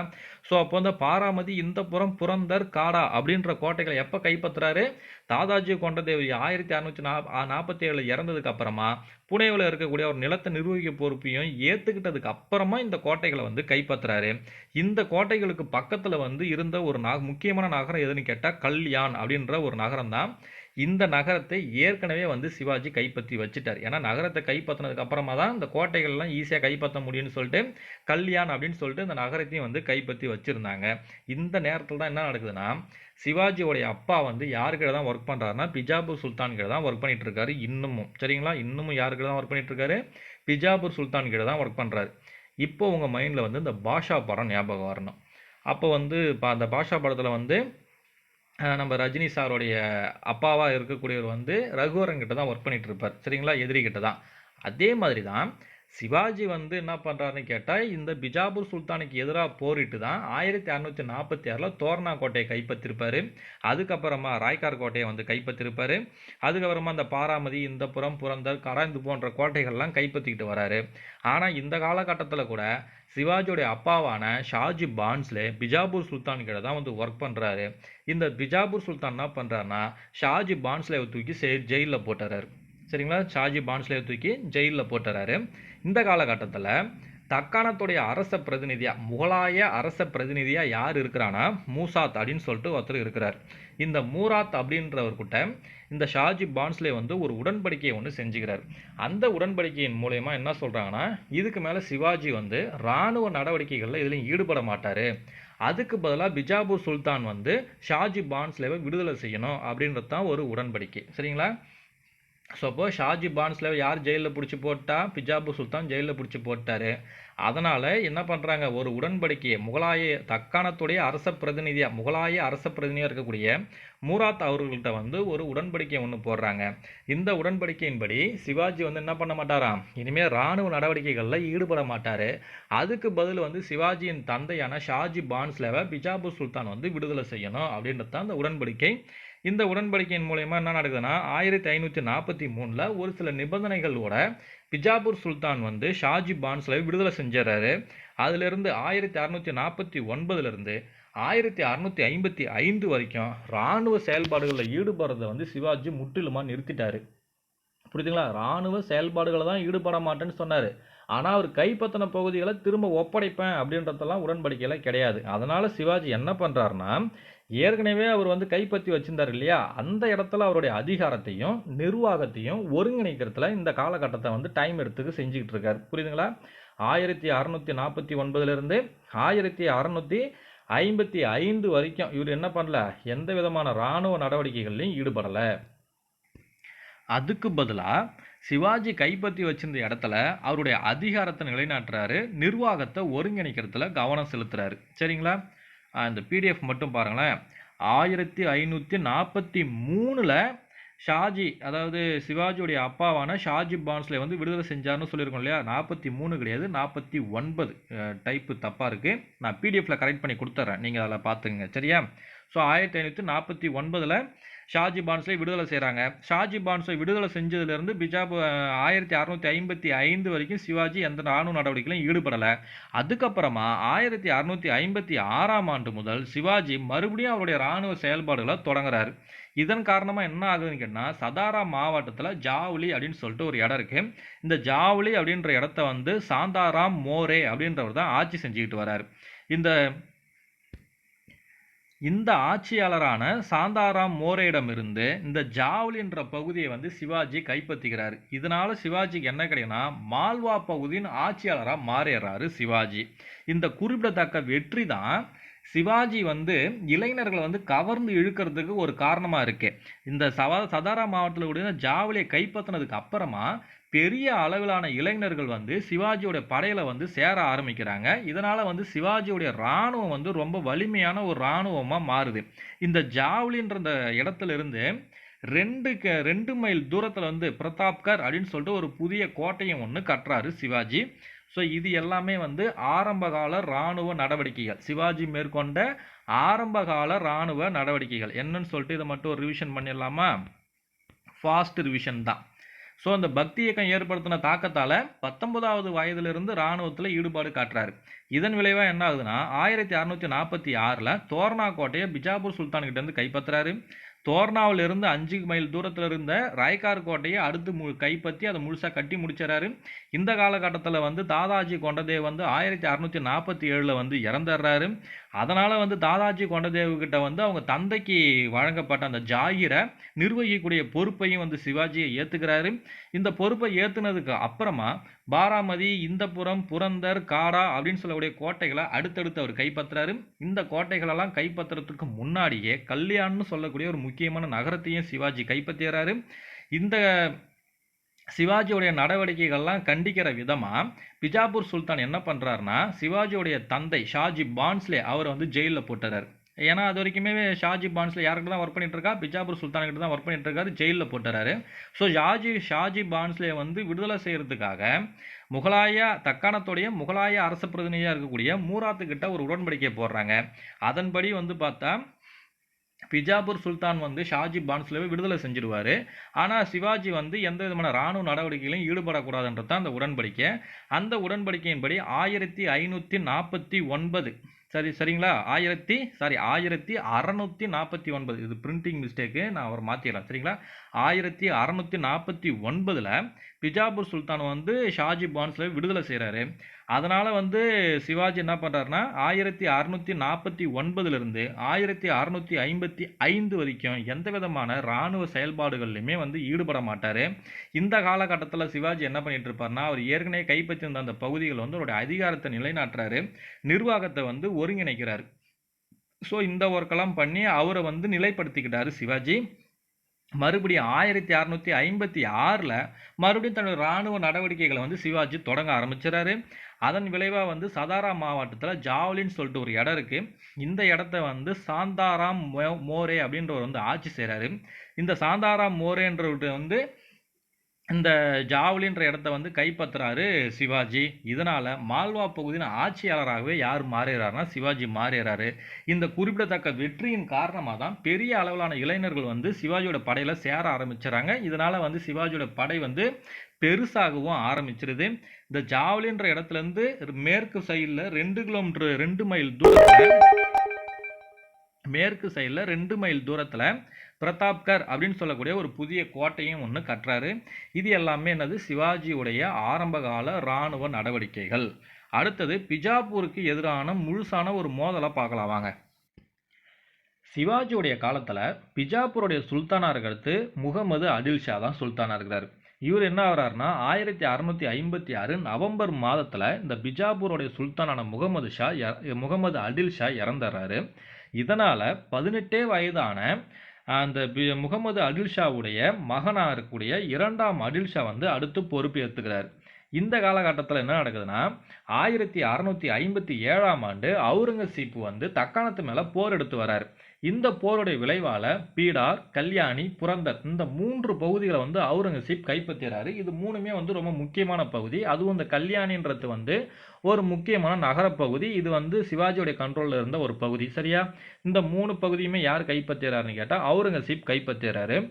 இதனால் வந்து சிவாஜியும் சரி பிஜாப்பூர் சுல்தானாக கூட 2ஆம் முகமது அடில் ஷாவும் சரி அவுரங்கசீப்பு கிட்ட ஒரு சமரசம் பேச வேண்டிய ஒரு சூழ்நிலை வந்து ஏற்படுது. இவங்களுக்கு இப்போ வேற வழியே இல்லை. ஏன்னா முக்கியமான 3 நகரங்களை வந்து அவுரங்கசீப்பு கிட்ட சிவாஜியும் இந்த பிஜாப்பூர் சுல்தானும் இழந்துட்டாங்க. ஸோ இப்போ சமரசம் பேசி ஆகணும். இந்த காலகட்டத்தில் தான் என்ன நடக்குதுன்னு கேட்டால் அவுரங்கசீப்புடைய தந்தையாக இருக்கக்கூடிய ஷாஜகான் வந்து நோய்வாய்ப்பட்டு அரண்மனையில் படுத்த படுக்கை ஆயிடுறாரு. இப்போது அடுத்து யார் வந்து முகலாய பேரரசில் சுல்தான் ஆகிறது அப்படின்னு சொல்லிட்டு அங்கே ஒரு போட்டி நடக்குது. ஷாஜகான் வந்து யாரை வந்து சுல்தான் ஆக்கலான்னு சொல்லிட்டு முடிவு பண்ணியிருக்காருன்னா ஷாஜகானுடைய மூத்த மகனாக இருக்கக்கூடிய தாரோ ஷிகாவை தான் வந்து அரசனாகணும்னு சொல்லிட்டு அங்கே முடிவு பண்ணியிருக்கிறாங்க. ஆனால் இந்த ஷாஜகானுடைய 3ஆவது மகன் தான் இந்த அவுரங்கசீப் சரியா. ஷாஜகான் முதல் மகனை தான் அரசனாக்கணும் அப்படின்னு சொல்லிட்டு தான் பிளான் பண்ணி வச்சிருக்கிறாரு. இந்த வாரிசுரிமை போட்டியால் தக்காணத்தில் இருந்த அவுரங்கசீப் டெல்லிக்கு போயிட்டு அவருடைய மற்ற சகோதரர்கிட்ட வந்து போட்டி போட்டு டெல்லி அரியணையை கைப்பற்றுறாரு சரிங்களா. இந்த வாய்ப்பை பயன்படுத்திக்கிறாரு சிவாஜி. தக்காணத்தில் அவுரங்கசீப் இல்லை, நாம் வந்து மிச்சம் மீதி இருக்கிற ஒரு சில பகுதியில் வந்து ஈஸியாக அடித்து பிடிச்சிடணும் அப்படின்னு சொல்லிட்டு இந்த வாய்ப்பை பயன்படுத்திக்கிட்டு வடக்கு கொங்கணம் பகுதியில் கல்யாணி, பிவாண்டி, மாகுலி அப்படின்னு சொல்லிட்டு முக்கியமான 3 கோட்டை இருக்கு. இந்த 3 பகுதிகளில் இருக்கக்கூடிய இந்த கோட்டைகளையும் தாக்கி கைப்பற்றிக்கிறாரு சிவாஜி. சரிங்களா? ஸோ இப்போ ஷாஜகான் வந்து நோய்வாய்ப்பட்டுறாரு. தக்காணத்தில் இருந்த அவுரங்கசீப் வந்து டெல்லி போயிட்டாரு. இந்த சூழ்நிலையை பயன்படுத்தி சிவாஜி என்ன பண்ணிடுறாரு, வடக்கு கொங்கணத்தில் இருந்த கல்யாண், பிவாண்டி, மாகுலி இந்த கோட்டைகளை வந்து கைப்பற்றிக்கிறாரு. சரியா? இப்போதான் வந்து யார் உஷாராகிறானா, பிஜாப்பூருடைய சுல்தானா இருக்கக்கூடிய 2ஆம் அடில் ஷா வந்து உஷாராகிறாரு. என்னது, அவுரங்கசீப் டெல்லிக்கு போயிட்டாரு. இதுக்கப்புறம் வந்து அவ்வளோ சீக்கிரமாக வந்து முகலாயர்கள் வந்து நம்மளை தாக்க மாட்டாங்க. அதனால் முகலாயர் சைட்லேருந்து நம்மளுக்கு எந்த விதமான பாதிப்போ ஆபத்தோ இல்லை. அதனால் நம்ம வந்து சிவாஜி மேலே போர் எடுத்து சிவாஜியை தோக்கடிச்சிட்டோம் அப்படின்னா இந்த மராத்திய பகுதியில் அடங்கிய முழு தக்காணத்தையும் வந்து நம்ம கண்ட்ரோலில் கொண்டு வந்துடலாம் அப்படின்னு சொல்லிட்டு 1659 அப்சல் கான் அப்படின்னு சொல்லிட்டு ஒருத்தவரை பெரும் படையோட சிவாஜிக்கு எதிராக வந்து அனுப்பி வைக்கிறார். இந்த அப்சல் கான் என்ன பண்ணுறாருன்னா, போருக்கு போகிறதுக்கு முன்னாடியே ஒரு சபதமே ஒன்று எடுக்கிறார். ஆனால் மலையில் ஒளிஞ்சு கொண்டிருக்கக்கூடிய எலியை சங்கிலியில் கட்டி இழுத்து வருவேன் அப்படின்னு சொல்லிட்டு சபதம் போட்டுட்டு சிவாஜியை நோக்கி மலைக்கு போகிறார். எதுக்கு? சண்டை போடுறதுக்கு. அந்த மலைப்பாங்கான பகுதிகளில் வந்து சண்டையிடுறது அப்சல் கானுக்கு ரொம்ப கஷ்டமாக இருந்து அவர் அப்செட்டாகவே ஆக்கிடுது. அதனால் இந்த அப்சல் கான் என்ன பண்ணுறாருன்னா, சூழ்ச்சி மூலயமா சிவாஜி எப்படியாவது வீழ்த்திடலாம் அப்படின்னு சொல்லிட்டு பல சூழ்ச்சிகள் செய்கிறாரு. அந்த சூழ்ச்சிகளையும் வந்து சிவாஜி சாதுரியமே வந்து முறியடிச்சிடுறாரு. இதனால் இந்த முயற்சியுமே அப்சல் கானுக்கு தோல்வியை தான் தருது. அடுத்து உடனடியாக சிவாஜி என்ன பண்ணுறாருன்னா, பிஜாப்பூர் சுல்தானுக்கு கண்ட்ரோல் இருக்கக்கூடிய தெற்கு கொங்கணம், அதாவது வடக்கு கொங்கணத்தை தான் யார் சிவாஜி வந்து கைப்பற்றி வச்சிருந்தார். தெற்கு கொங்கணம் யாருடைய கண்ட்ரோலில் இருக்குன்னு கேட்டால் பிஜாப்பூர் சுல்தானுடைய கண்ட்ரோலில் தான் இருக்குது. ஸோ அப்போ தெற்கு கொங்கணம் மற்றும் கொல்காப்பூர் மாவட்டங்களை தாக்குறாரு. அதாவது தாக்கி இந்த பன்காலான்னு சொல்லக்கூடிய ஒரு முக்கியமான கோட்டையை கைப்பற்றுறாரு. புரியுதுங்களா? ஸோ அப்சல் கான் வந்து சிவாஜிக்கு எதிராக சூழ்ச்சி செய்கிறாரு. அந்த சூழ்ச்சியை முறியடிச்சிடுறாரு சிவாஜி. உடனடியாக வந்து தெற்கு கொங்கணம் மற்றும் கொல்காப்பூர் மாவட்டங்களை தாக்கி அந்த பகுதிகளில் இருந்த மிக முக்கியமான கோட்டையான பன்காலா கோட்டையை வந்து கைப்பற்றுறாரு. இப்போ வந்து நிலைமை வந்து எல்லாம் மீறி போகுதுன்றத பிஜாப்பூர் சுல்தான் வந்து உணர்ந்து அவரே நேரடியாக போர்க்களத்துக்குள்ளே என்ட்ரி ஆயிடுறாரு. ஸோ அப்போ சிவாஜிக்கும் பிஜாப்பூர் சுல்தானுக்கும் இடையிலான இந்த போர் வந்து 1 வருஷத்துக்கு நடக்குது. இந்த 1 வருஷம் நடந்தாலுமே கூட சிவாஜி வந்து கைப்பற்றின பகுதிகளில் எந்த ஒரு பகுதியுமே பிஜாப்பூர் சுல்தானால திரும்ப வந்து மீட்டெடுக்கவே முடியல. அதனால் இந்த பிஜாப்பூர் சுல்தான் வந்து என்ன பண்ணுறான்னா, சிவாஜி கிட்ட ஒரு பேச்சுவார்த்தை ஒன்று நடத்துறாரு. எப்போ அந்தமாரி வந்து உனக்கு எனக்கு சண்டை போட்டு ரொம்ப டயர்டாகி போச்சு, நீ வந்து நிறைய பகுதியை கைப்பற்றிக்கிட்ட, பரவாயில்ல நீயே அதை வச்சுக்க, இந்த பகுதிகளை வந்து உன்னை வந்து அங்கீகரிக்கிறேன், இந்த பகுதியுடைய ஆட்சியாளராக நான் வந்து உன்னைய அங்கீகரிக்கிறேன் அப்படின்னு சொல்லிட்டு ஒரு பேச்சுவார்த்தை மூலயமா பிஜாப்பூர் சுல்தானுக்கும் சிவாஜிக்கும் இடையில இருந்த அந்த மோதல் வந்து தவிர்க்கப்படுது. சரிங்களா? ஸோ இப்போ மறுபடியும் இந்த பிஜாப்பூர் சுல்தான் வர்சஸ் சிவாஜி இதை மட்டும் ஒன்ஸ் பார்த்தலாமா? சிவாஜி காலகட்டத்தில் பிஜாப்பூருடைய சுல்தானாக இருக்கிறது யாருன்னு கேட்டால் முகமது அடில் ஷா. இவர் வந்து 1656 நவம்பர் மாதம் இறந்துடுறாரு. இதனால் வந்து 18 வயதான முகமது அடில் ஷாவுடைய மகனாக இருக்கக்கூடிய 2ஆம் அடில் ஷா வந்து அடுத்து பதவிக்கு வராரு.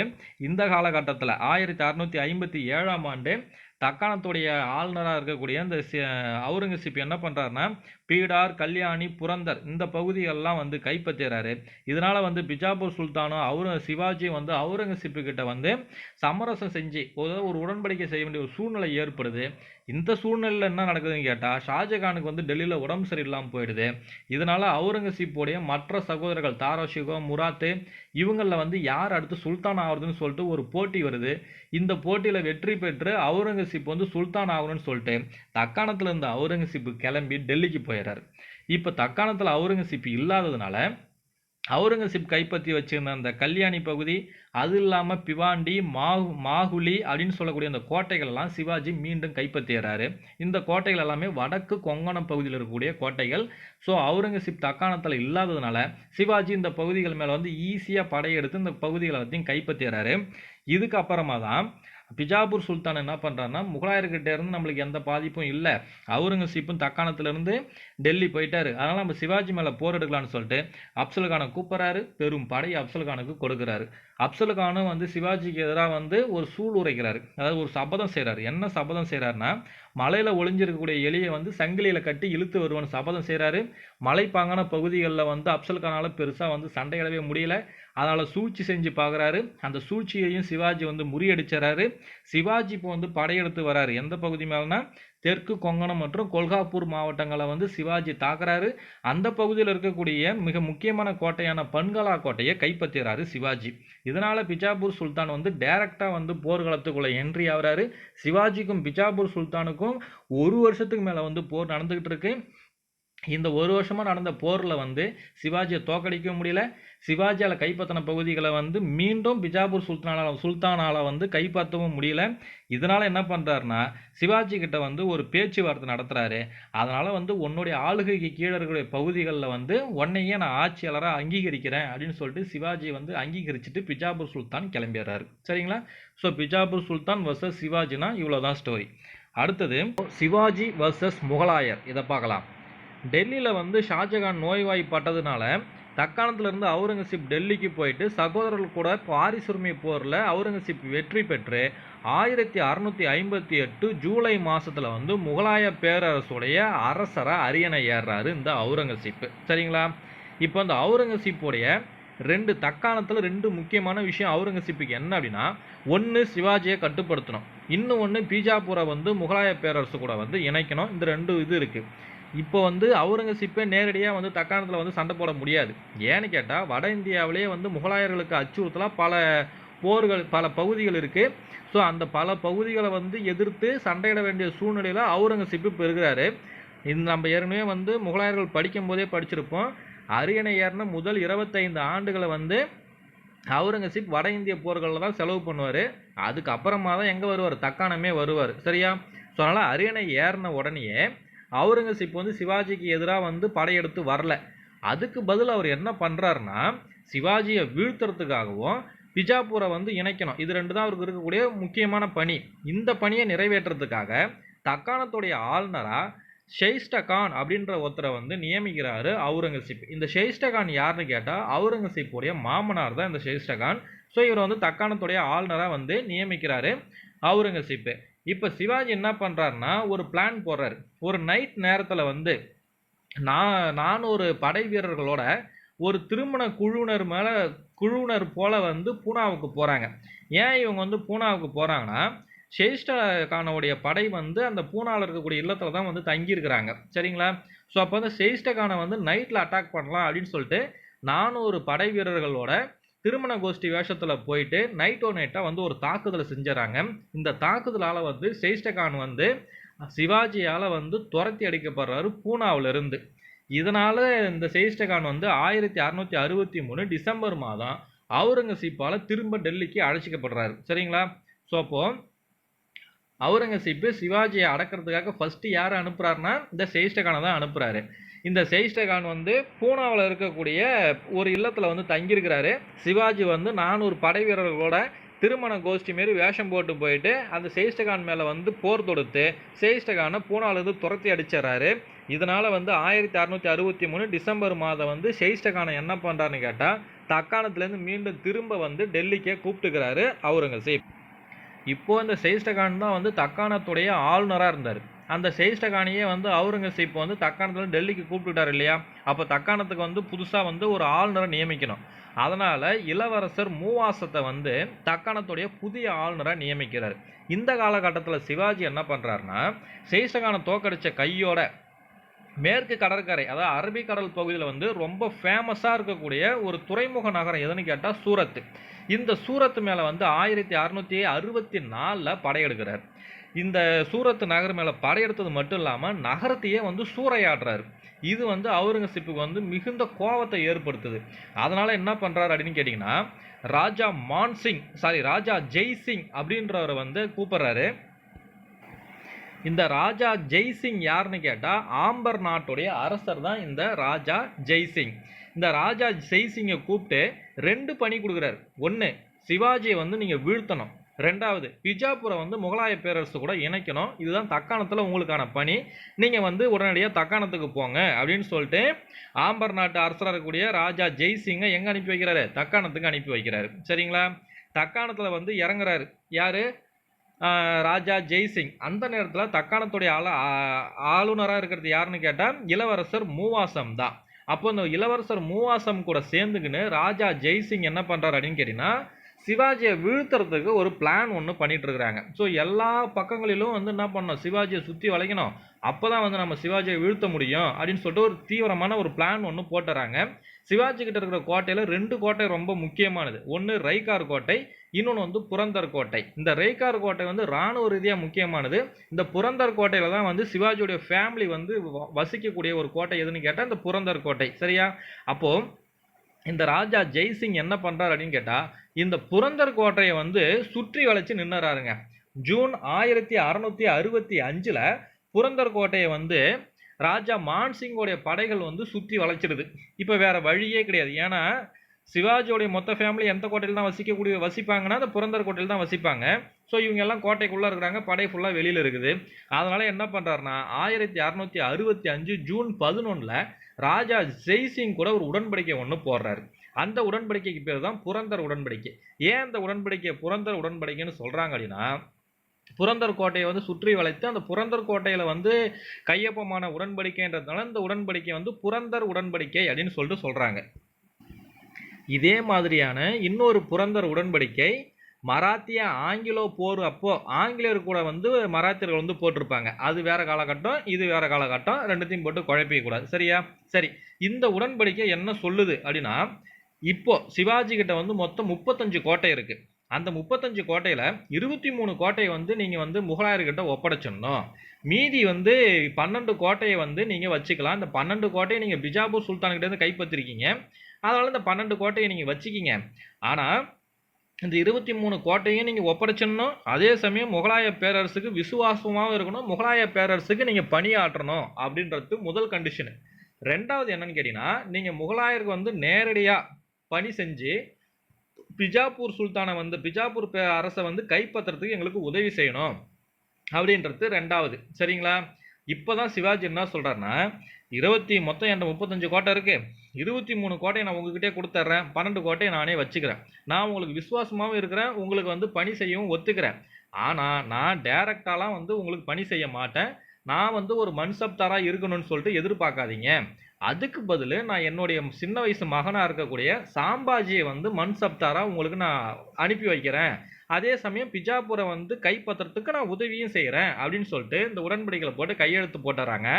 இந்த உடன்படிக்கையில் படி தான் சாம்பாஜி என்ன பண்ணுறாருன்னு கேட்டால், அவுரங்கசீப்பு கீழே வந்து ஒரு மன்சப்தாராக ஒர்க் பண்ணுறாரு.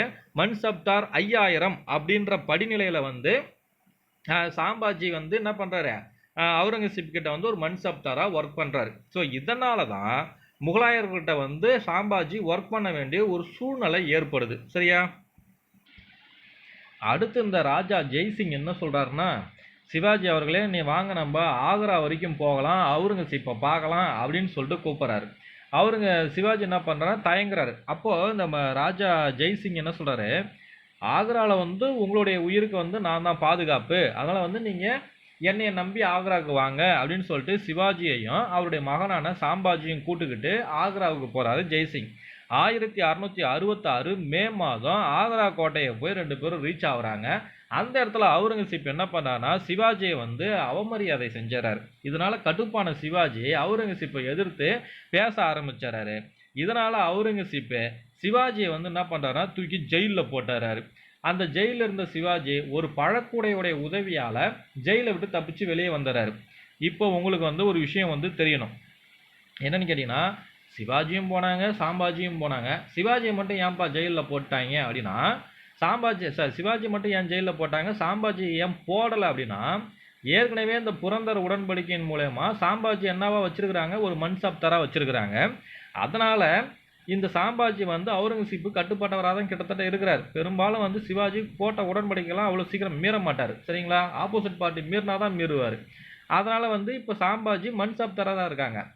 அதனால தான் அவுரங்கசீப் என்ன பண்ணுறாருன்னா, சிவாஜியை மட்டும் தூக்கி ஜெயிலில் போகிறாரு. அங்கிருந்து சிவாஜி என்ன பண்றாருன்னு கேட்டீங்கன்னா ஒரு பழக்குடை உதவியால வந்து அந்த ஆக்ராவிலிருந்து தப்பிச்சு வெளியே வந்துடுறாரு. தப்பிச்சு வெளியே வந்த உடனே 1666 அதே வருஷம் என்னன்னா தீவிரமான போர் கொள்கையை வந்து கடைபிடிக்கிறாரு. இதனால மராத்தியர்கள் வந்து ஒரு புதிய உச்சத்தையே அடைகிறாங்க. பல்வேறு பகுதிகளை வந்து கைப்பற்றுறாங்க, ஏகப்பட்ட வெற்றிகளை குவிக்கிறாங்க. ஏன்னா ஜெயிலுக்கு உள்ள போட்டோன்னா அது ஒரு கோபம் இருக்கும் இல்லையா, அந்த முழு கோபத்தையும் வந்து சிவாஜி போர்க்களத்தில் வெளிப்படுத்துறாரு. இந்த காலகட்டத்தை வந்து சிவாஜியை முடிச்சிடலாம், அவர் மேலே முழுசா போர் எடுத்து வரலாம் அப்படின்னு அவுரங்கசீப் நினைக்கிற அந்த காலத்துல தான் வடமேற்கு இந்தியாவில இருந்து ஆப்கான் எழுச்சி ஏற்படுது. இந்த ஆப்கானியர்கள் இருக்காங்க இல்லையா, அவங்க வந்து எழுச்சி ஏற்பட்டு முகலாயர்களுக்கு எதிராக வந்து போர் எடுத்து வரக்கூடிய ஒரு சூழல் இருக்கு. இதனால அவுரங்கசீப்பால சிவாஜி மேல முழு கவனம் செலுத்த முடியல. வடமேற்கு இந்தியா மேல வந்து கவனம் செலுத்த வேண்டிய ஒரு சூழ்நிலை ஆயிடுது. அதனால இன்னமும் அவுரங்கசீப் எங்க வரலன்னா தக்காணம் வரல. சரியா? மறுபடியும் இதை ஒரு வாய்ப்பா பயன்படுத்திக்கிட்டு சிவாஜி என்ன பண்றாருன்னா தக்காணத்துல இருந்த பல பகுதிகள் மேல வந்து போர் எடுக்க ஆரம்பிச்சிடறாரு. இந்த சமயத்துல முகலாயர்களை தக்காணத்துல முகலாய அரச பிரதிநிதியா இருக்கிறது யாருன்னு கேட்டா இளவரசர் மூவாசம். இவர் வந்து பாத்தீங்கன்னா அந்த அளவுக்கு ஒரு திறமையானவராகவும் இல்லை, இந்த என்ன சொல்ற ரொம்ப வலிமையானவராகவும் இல்லாம ரொம்ப வலிமை குறைந்து காணப்பட்டாரு. அதனால இந்த இளவரசர் மூவாசமால சிவாஜியை கட்டுப்படுத்த முடியல. இந்த காலகட்டத்துல மேவாருடைய அரசரா யார் இருக்கிறான்னா ராஜா ஜஸ்வந்த் சிங் இருக்கிறாரு. இந்த ராஜா ஜஸ்வந்த் சிங் வந்து சிவாஜி கூட வந்து நட்பு பாராட்டக்கூடிய ஒரு நபரா இருந்து வராரு. புரியுதுங்களா? இப்போ இது வரைக்கும் பார்த்தது மட்டும் ஒரு ரிவிஷன் பார்த்தலாமா, கொஞ்சம் ஈஸியா இருக்கும். வாங்க எங்க எங்க எங்க சிவாஜி வர்சஸ் ஜெய்சிங். இப்போ ஷெய்ஷகானை தோக்கடிச்சிடறாங்க. அதனால ஷெய்ஷகானை வந்து அவுரங்கசீப் என்ன பண்றாரு, டெல்லிக்கு கூப்பிட்டுக்கிறாரு. அதனால தக்காணத்துடைய புதிய ஆளுநரா வந்து அவுரங்கசீப் வந்து இளவரசர் மூவாசம் ஒன்றவரை வந்து நியமிக்கிறாரு. இந்த காலகட்டத்தில் சூரத்ன்ற அரபிக்கடல் பகுதியில் கூடிய சூரத்ன்ற முக்கியமான துறைமுக நகரத்தை வந்து சிவாஜி படையெடுத்து தாக்கி அந்த நகரத்தையே சூறையாடுறாரு. இது வந்து அவுரங்கசீப் கோபத்தை ஏற்படுத்துது. அதனால வந்து ஆம்பர் நாட்டு அரசராக இருக்கக்கூடிய ராஜா ஜெய்சிங் தலைமையில ஒரு படையை அனுப்புறாரு. ராஜா ஜெய்சிங் வந்து தக்காணத்தோடைய அரச பிரதிநிதியா இருக்கக்கூடிய மூவாசம் கூட வந்து சேர்ந்து ஒரு திட்டம் போட்டு புரந்தர் கோட்டையை சுத்தி வளைச்சாராங்க. இதனால வேற வழி இல்லாம சிவாஜி வந்து 1665 ஜூன் மாசம் 11ஆம் தேதி வந்து புரந்தர் உடன்படிக்கையில வந்து கையெழுத்திடுறாரு. இந்த உடன்படிக்கையின்படி என்ன சொல்றாங்கன்னா, சிவாஜி கிட்ட இருக்கக்கூடிய 35 கோட்டையில 23 கோட்டையை முகலாயர்கிட்ட கொடுத்துடணும், 12 கோட்டையை மட்டும்தான் சிவாஜி வச்சுக்கணும், பிஜாப்பூரை கைப்பற்றத்துக்கு உதவி செய்யணும், ஒரு மன்சாப்தாரா முகலாயர்களுக்கு வந்து பணி செய்யணும் அப்படின்னு சொல்லிட்டு உடன்படிக்கையை சொல்றாங்க. இது எல்லாத்தையும் ஏத்துக்கிட்ட சிவாஜி, நான் மன்சாப்தாரா ஆனால் மன்சாப்தாரா மட்டும் நான் இருக்க மாட்டேன், என்னுடைய மகன் சாம்பாஜியை வந்து மன்சாப்தாரா ஆக்குறேன் அப்படின்னு சொல்லிட்டு உடன்படிக்கையில் வந்து கையெழுத்து போட்டுறாங்க. ஸோ இந்த உடன்படிக்கை மூலயமா சிவாஜியுடைய மகனான சாம்பாஜி மன்சப்தார் 5000 அப்படின்ற படிநிலையில் வந்து நியமிக்கப்பட்டுறாரு. சரியா? ஸோ இந்த உடன்படிக்கைலாம் முடிஞ்சதுக்கு அப்புறமா ராஜா ஜெய்சிங் என்ன பண்ணுறாருன்னா, சிவாஜியை வந்து வாங்க ஆக்ராவுக்கு போய் அவுரங்கசீப்பை பார்க்கலான்னு சொல்லி கூப்பிட்றாரு. அங்கே வந்து சிவாஜியோட உயிருக்கு வந்து ராஜா ஜெய்சிங்கை உத்தரவாதம்னு சொல்லி கூப்பிட்டுட்டு போகிறாரு. அவுரங்கசீப் வந்து சிவாஜியை வந்து அவமானப்படுத்துறாரு. இதனால கோபம் அடைஞ்ச சிவாஜி வந்து அவுரங்கசீப்பை எதிர்த்து பேசுறாரு. இதன் காரணமாக வந்து அவுரங்கசீப் என்ன பண்ணாரு, சிவாஜியை பிடிச்சி ஜெயிலில் போட்டுறாரு.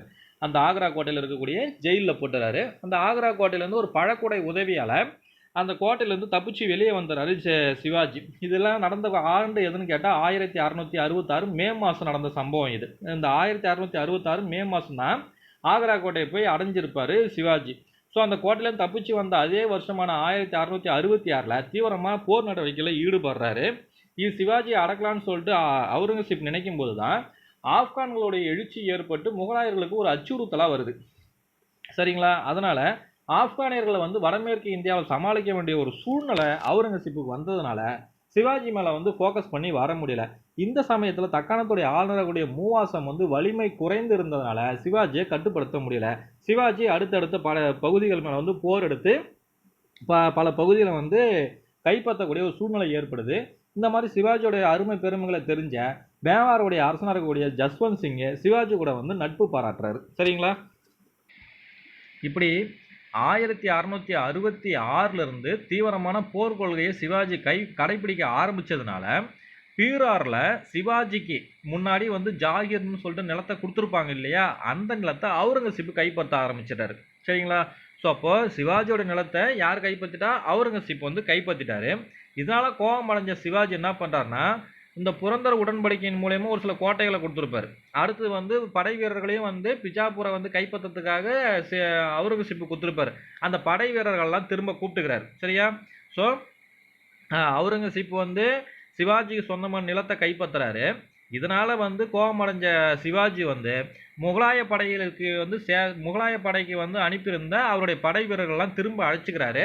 அதே சமயம் புரந்தர உடன்படிக்கையின் மூலமா எந்தெந்த கோட்டைகளெல்லாம் வந்து சிவாஜி இழந்தாரோ அந்த எல்லா கோட்டையுமே திரும்ப மீட்டுக்கிட்டாரு. சரிங்களா? அது மட்டும் இல்லாமல் 1870ஆம் ஆண்டு மேற்கு கடற்கரை ஓரத்தில் இருந்த முக்கியமான துறைமுக நகரமான சூரத்தை மீண்டும் வந்து கைப்பற்றுறாரு. சரிங்களா? ஏற்கனவே 1664 இந்த சூரத்தை வந்து எப்போ கைப்பற்றுறாருன்னா 1670. இதில் 870 தப்பாக இருக்குது. இந்த இயர்லாம் ஏன் குழப்பி விட்ருக்கானு தெரியல. நான் பிடிஎஃப் கொடுக்கும்போது கரெக்ட் பண்ணிட்டு தெளிவாக கொடுக்குறேன். நீங்கள் அதை பற்றி கவலைப்பட தேவையில்ல. சரியா? ஸோ இதை ஃபஸ்ட்லேருந்து பார்த்தலாம் வாங்க. இந்த பீராரில் வந்து சிவாஜிக்கு சொந்தமாக இருந்த இடத்த வந்து அவுரங்கசீப் கைப்பற்றிறாரு. இதனால் கோபமடைஞ்ச சிவாஜி வந்து அவுரங்கசீப் கொடுத்த படை வீரர்களை திரும்ப பெற்றுறாரு. புரந்தர உடன்படிக்கை மூலயமா எந்தெந்த கோட்டைகள்லாம் இழந்தாரோ அந்த கோட்டைகளெல்லாம் திரும்ப மீட்டுக்கினாரு. அதே சமயம் 1670 சூரத்தை வந்து மறுபடியும் கைப்பற்றிக்கிறாரு. சூரத்துன்றது எந்த கடற்கரையில் இருக்கு? மேற்கு கடற்கரையில் இருக்கக்கூடிய ஒரு முக்கியமான துறைமுக நகரம். இதை மீண்டும் வந்து கைப்பற்றிக்கிறாரு. 1672 சூரத்தில் சவுத்துன்னு சொல்லக்கூடிய 1/4 வருமானத்தை வந்து வருஷம் கப்பமாக வாங்க ஆரம்பிச்சிட்டாங்க மராத்தியர்கள். இது சவுத்துனா என்னங்க அப்படின்றத சிவாஜியோட நிர்வாகம் பார்ப்போம் பின்னாடி இந்த உடனே. அதில் வந்து உங்களை தெளிவாக சொல்லிடுறேன். இந்த இடத்துல அதை விட்டுருங்க. சரிங்களா? அடுத்தது சிவாஜி அரியணை ஏறுதலை வந்து பார்க்கலாம். 1800 மறுபடியும் 800 அடிச்சிருக்கான். அதை நான் மாற்றி கொடுத்துறாங்க பிடிஎஃப்ல. 1674 ஜூன் 6ஆம் தேதியில் வந்து சிவாஜி ராய்கர் கோட்டையில் வந்து வேத முறைப்படி அரியணை ஏறினார். இப்படி அரியணை ஏறும்போது சத்ரபதி அப்படின்ற பட்டத்தையும் சூட்டிக்கிட்டாரு. சரிங்களா? ஸோ இது கேட்பாங்க. என்ன கேட்டது தான் 2 கொஸ்டினுமே என்ன கேட்டதான். சிவாஜி வந்து எந்த கோட்டையில் வந்து அரியணை ஏறினார் அப்படின்னா ராய்கார் கோட்டையில். எந்த வருஷம்னா 1674 ஜூன் 6ல் ஏறும்போது என்ன பட்டம் சூட்டிக்கிட்டார் அப்படின்னா சத்ரபதின்ற பட்டம் சூட்டிக்கிட்டாரு. இது எப்படி கொஸ்டின் கேட்டிருந்தாங்கன்னா இது எப்படி கொஸ்டின் கேட்டிருந்தாங்க அப்படின்னா சத்ரபதி பட்டத்தை எந்த கோட்டையில் சூட்டி கொண்டார்னு கேட்டிருந்தாங்கன்னு நினைக்கிறேன். ஸோ ராய்கார் கோட்டையில் சூட்டி கொண்டார்னு நம்மளுக்கு தெரியணும். சரிங்களா? அடுத்தது சிவாஜியுடைய தக்கான போர் முயற்சிகள் என்னென்னு சொல்லிட்டு பார்க்கலாம். 1676ஆம் ஆண்டு தெற்கு பகுதியில் வந்து சிவாஜி அவருடைய வெற்றியை வந்து ஆரம்பித்து அதுக்கப்புறமா கோல்கொண்டா சுல்தானுடன் ஒரு ரகசிய ஒப்பந்தத்தில் வந்து கையெழுத்திட்டு இருக்காங்க 2 பேரும் மாற்றி. இதனால வந்து கைமாற என்ன பண்றாருன்னா சிவாஜி சில பகுதிகளை வந்து கோல்கொண்டா சுல்தானுக்கிட்டே ஒப்படைச்சிருவார். இந்த ஒப்பந்தத்தின் மூலமா ஒரு சில பகுதிகளை வந்து கோல்கொண்டா சுல்தானுடைய ஒப்படைச்சிருவாரு. அதுக்கப்புறமா இந்த சிவாஜி என்ன பண்றாருன்னா செஞ்சி, வேலூர், அதாவது கர்நாடக முற்றுகைன்னு சொல்லுவாங்க. இந்த இடத்த வந்து கர்நாடக முற்றுகைன்னு சொல்லுவாங்க. செஞ்சி, வேலூர் இது எல்லாத்தையுமே வந்து கைப்பற்றுறாரு. அதுக்கப்புறமா தந்தை ஷாஜிக்கு சொந்தமான பகுதிகளையும் வந்து என்ன பண்றாருன்னு கேட்டா சிவாஜி அவரோட பேரரசு கூட இணைச்சிடறாரு. சிவாஜிக்கு சகோதரர் முறையில் இருக்கக்கூடிய வெங்கோஜி, அந்த வெங்கோஜியோட இன்னொரு பேர் வந்து எக்கோஜி. இந்த வெங்கோஜி என்ன பண்றாருன்னா தஞ்சாவூரை போய் நீ நிர்வகி அப்படின்னு சொல்லிட்டு அனுப்பிச்சு வைக்கிறாரு. இந்த காலகட்டத்தில் தஞ்சாவூரை வந்து நாயக்க மன்னர்கள் வந்து ஆட்சி செய்கிறாங்க. இந்த நாயக்க மன்னர்களை வந்து எப்படி சரி செய்கிறாருன்னா ஒரு பெரும் தொகையை வந்து நாங்கள் வந்து உங்களுக்கு அப்பமாக கொடுக்குறோம், பட் நாங்கள் வந்து நிர்வாகம் பண்ணிக்கிறோம் அப்படின்னு சொல்லிட்டு வாக்கு கொடுத்துறாரு சிவாஜி. யாருக்குன்னு கேட்டால் நாயக்க மன்னர்களுக்கு. இந்த அடிப்படையில் தான் வெங்கோஜி என்ன பண்ணுறாருன்னா தஞ்சாவூரை வந்து நிர்வகித்துக்கு வராரு. ஸோ சிவாஜியோடைய முற்றுகை முயற்சியில் வந்து ரொம்பவும் பெருமை வாய்ந்த முயற்சி எதுன்னு கேட்டால் அந்த கர்நாடக முற்றுகை தான். ஏன்னு கேட்டதால செஞ்சி, வேலூர் அப்படின்னு சொல்லக்கூடிய 2 முக்கியமான பகுதிகள் கிடைக்குது.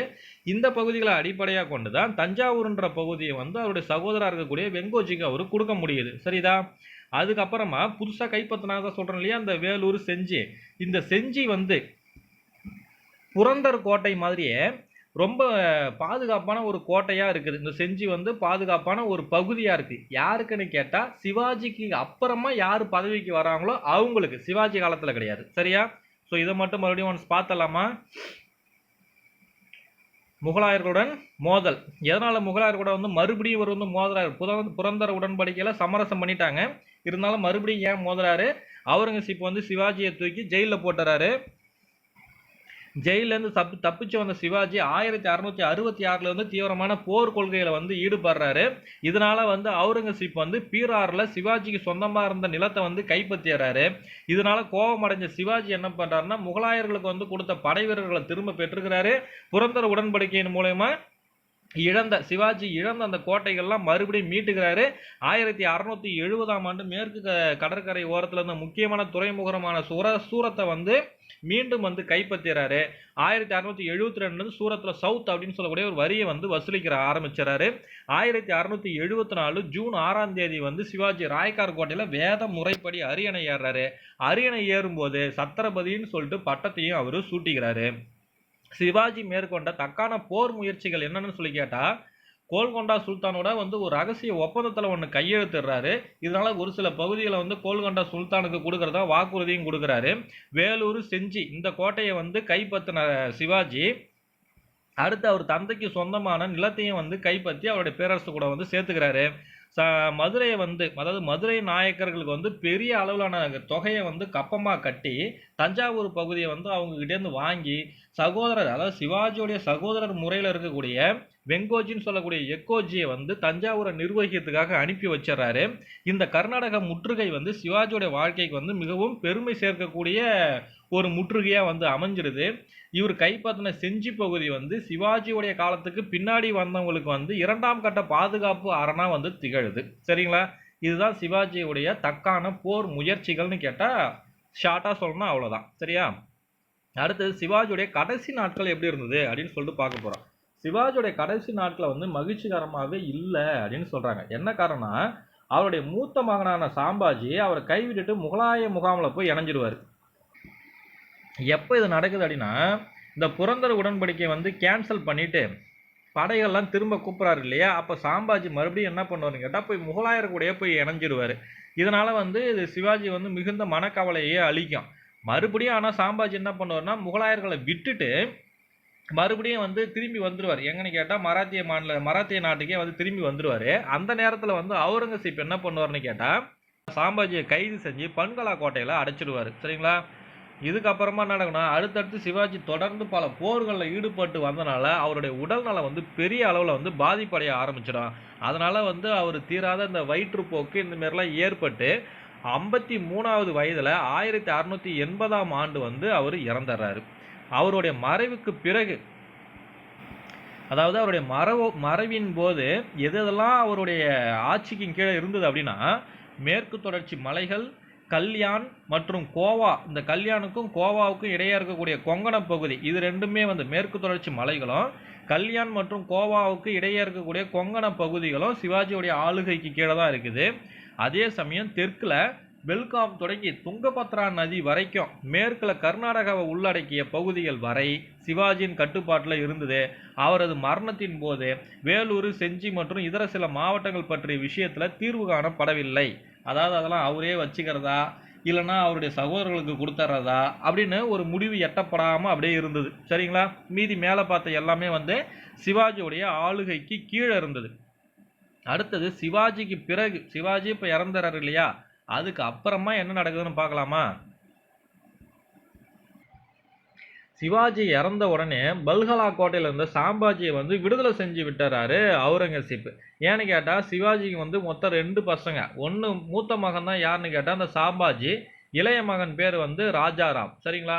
இந்த ராஜாராம் சாம்பாஜி 2 பேருக்கு இடையில வந்து வாரிசுரிமை சண்டை ஏற்படுது. யார் வந்து அரியணை ஏறுறது அப்படின்னு சொல்லிட்டு இந்த போட்டியில் வந்து சாம்பாஜி வெற்றி பெற்று என்ன பண்ணுறாருன்னா மராத்திய சாம்ராஜ்யத்துடைய அரசரை அரியணை ஏறுறாரு. இந்த மராத்திய இராணுவத்துக்கு மராத்திய சாம்ராஜ்யத்தில் அரசராக ஆனதுக்கு அப்புறமா மராத்திய இராணுவத்துக்கு வந்து தலைமை ஏற்று எப்போ சிவாஜி இறந்து 1 வருஷத்துக்கு அப்புறமா மராத்திய இராணுவத்துக்கு வந்து தலைமை ஏற்று பீகாருக்குள்ள நுழைஞ்சு பகதூர்பூரை கைப்பற்றி அங்கிருந்த சொத்துக்களை எல்லாத்தையுமே கைப்பற்றுறாரு. சரிங்களா? ஸோ இவர் அரசரானதுக்கு அப்புறமா இவர் நடத்துகிற ஒரு முக்கியமான போர் எதுன்னு கேட்டால் பீகாரில் இருக்கக்கூடிய பகதூர்பூரை கைப்பற்றாரு. சரியா? இதனால வந்து அவுரங்கசீப் என்ன பண்ணுறாருன்னா பயங்கரமாக கோபம் அடைகிறாரு.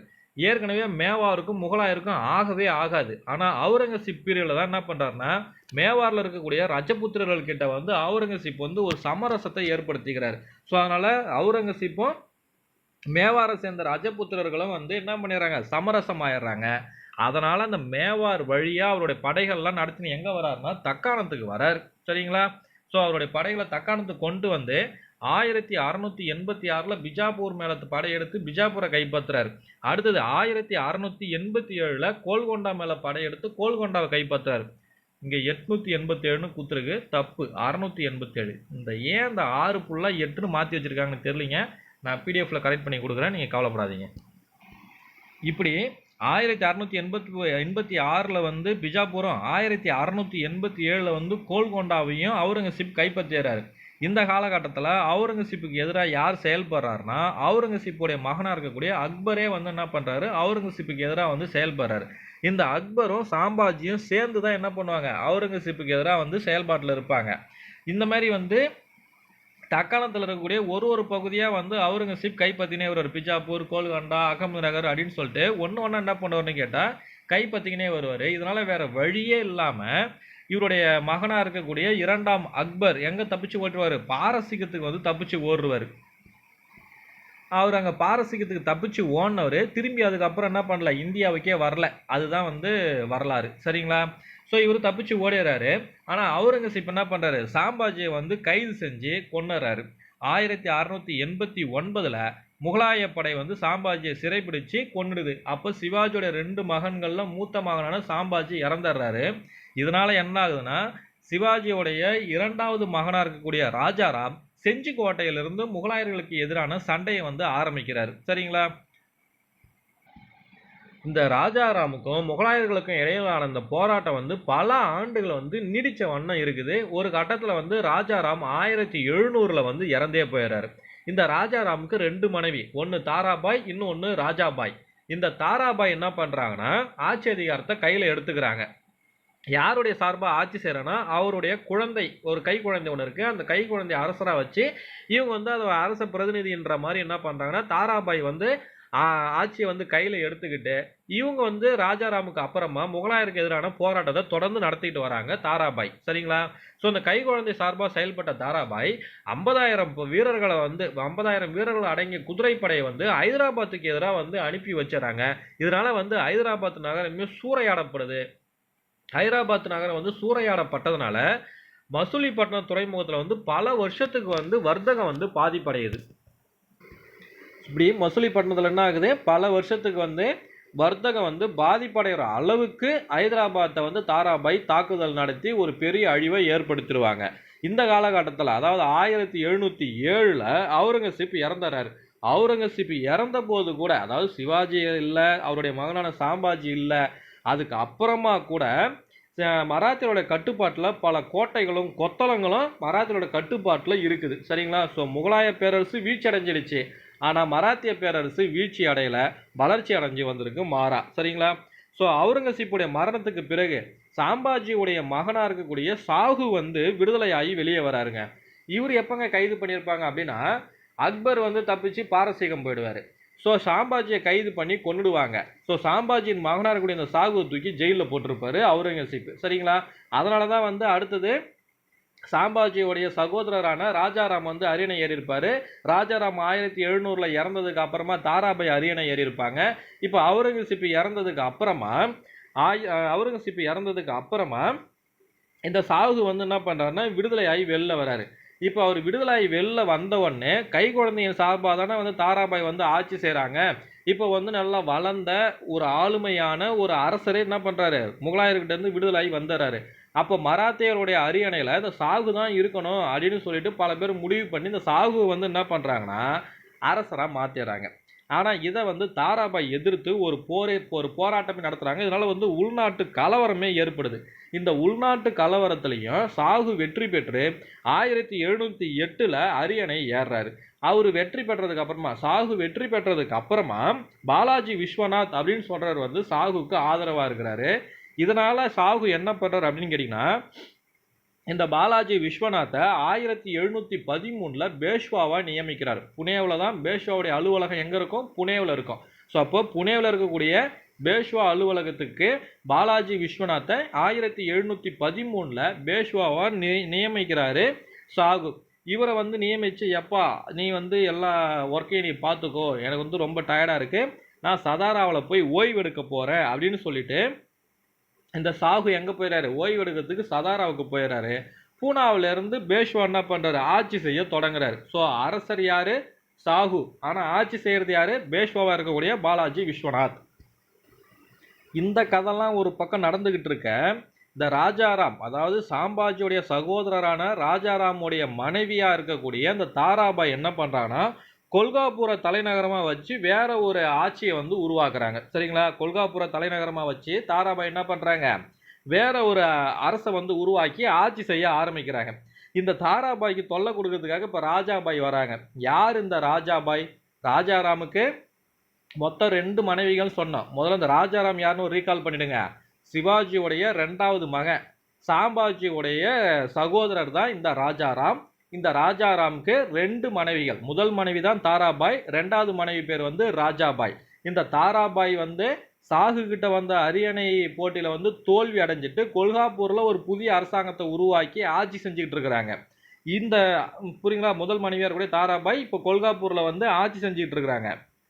இதை டிஸ்டர்ப் பண்ற மாதிரி யார் வராங்கன்னா, ராஜாராமுடைய 2வது மனைவியா இருக்கக்கூடிய ராஜாபாய், அவருடைய மகன் 2ஆம் சாம்பாஜி, 2 பேரும் சேர்ந்துக்கிட்டு என்ன பண்றாங்கன்னா, தாராபாயையும் அவருடைய மகன்களையும், அதாவது தாராபாயுடைய மகனையும் 1714 சிறைப்பிடிச்சிட்டாங்க. சரிங்களா, 1713 புனேவில் வந்து பேஷ்வாவா பாலாஜி விஸ்வநாத் நியமிக்கப்பட்டாங்க. 1714 என்ன நடக்குது, ராஜாராமுடைய முதல் மனைவியா இருக்கக்கூடிய தாராபாய ராஜாராமுடைய 2வது மனைவியான ராஜாபாயும் அவருடைய மகனான 2ஆம் சாம்பாஜியும் சேர்ந்து தாராபாயையும் அவருடைய தாராபாயுடைய மகனையும் சிறைபிடிச்சிடறாங்க. இதனால வந்து யார் அடுத்து அரியணை ஏறுறாங்கன்னா, ராஜாபாயுடைய மகனா இருக்கக்கூடிய 2ஆம் சாம்பாஜி கொல்காப்பூர்ல வந்து அரியணை ஏறுறாரு. இவர் என்னதான் கொல்காப்பூர்ல அரியணை ஏறினாலுமே கூட சாகுவுடைய மேலதிகாரத்தை வந்து இவர் ஏத்துக்க வேண்டிய ஒரு சூழ்நிலை ஏற்படுது. சரியா, ஸோ அப்போ சாகுடைய மேலதிகாரத்தை ஏத்துக்கிட்டு கொல்காப்பூர்ல யார் அரியணை ஏறுறா அப்படின்னு கேட்டா, ராஜாராமுக்கும் அவருடைய 2வது மனைவியுமான ராஜாபாய்க்கும் பிறந்த மகனான 2ஆம் சாம்பாஜி கொல்காப்பூர்ல அரியணை ஏறுறாரு. சரியா, இந்த காலகட்டத்தில் சாகு 1749 இறந்துறார்.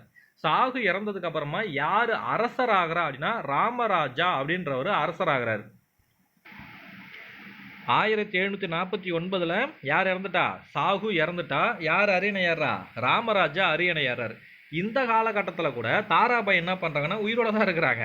அவங்க என்ன நினைக்கிறாங்கன்னா, சரி சாகு இறந்துட்டாங்க, இதுக்கப்புறமாவது நாம் போய் அங்கே அரியணை ஏறலாம், நம்ம மகனை வந்து அரசனாக்கலாம் அப்படின்னு சொல்லிட்டு ஒரு பிளான் பண்ணுறாங்க.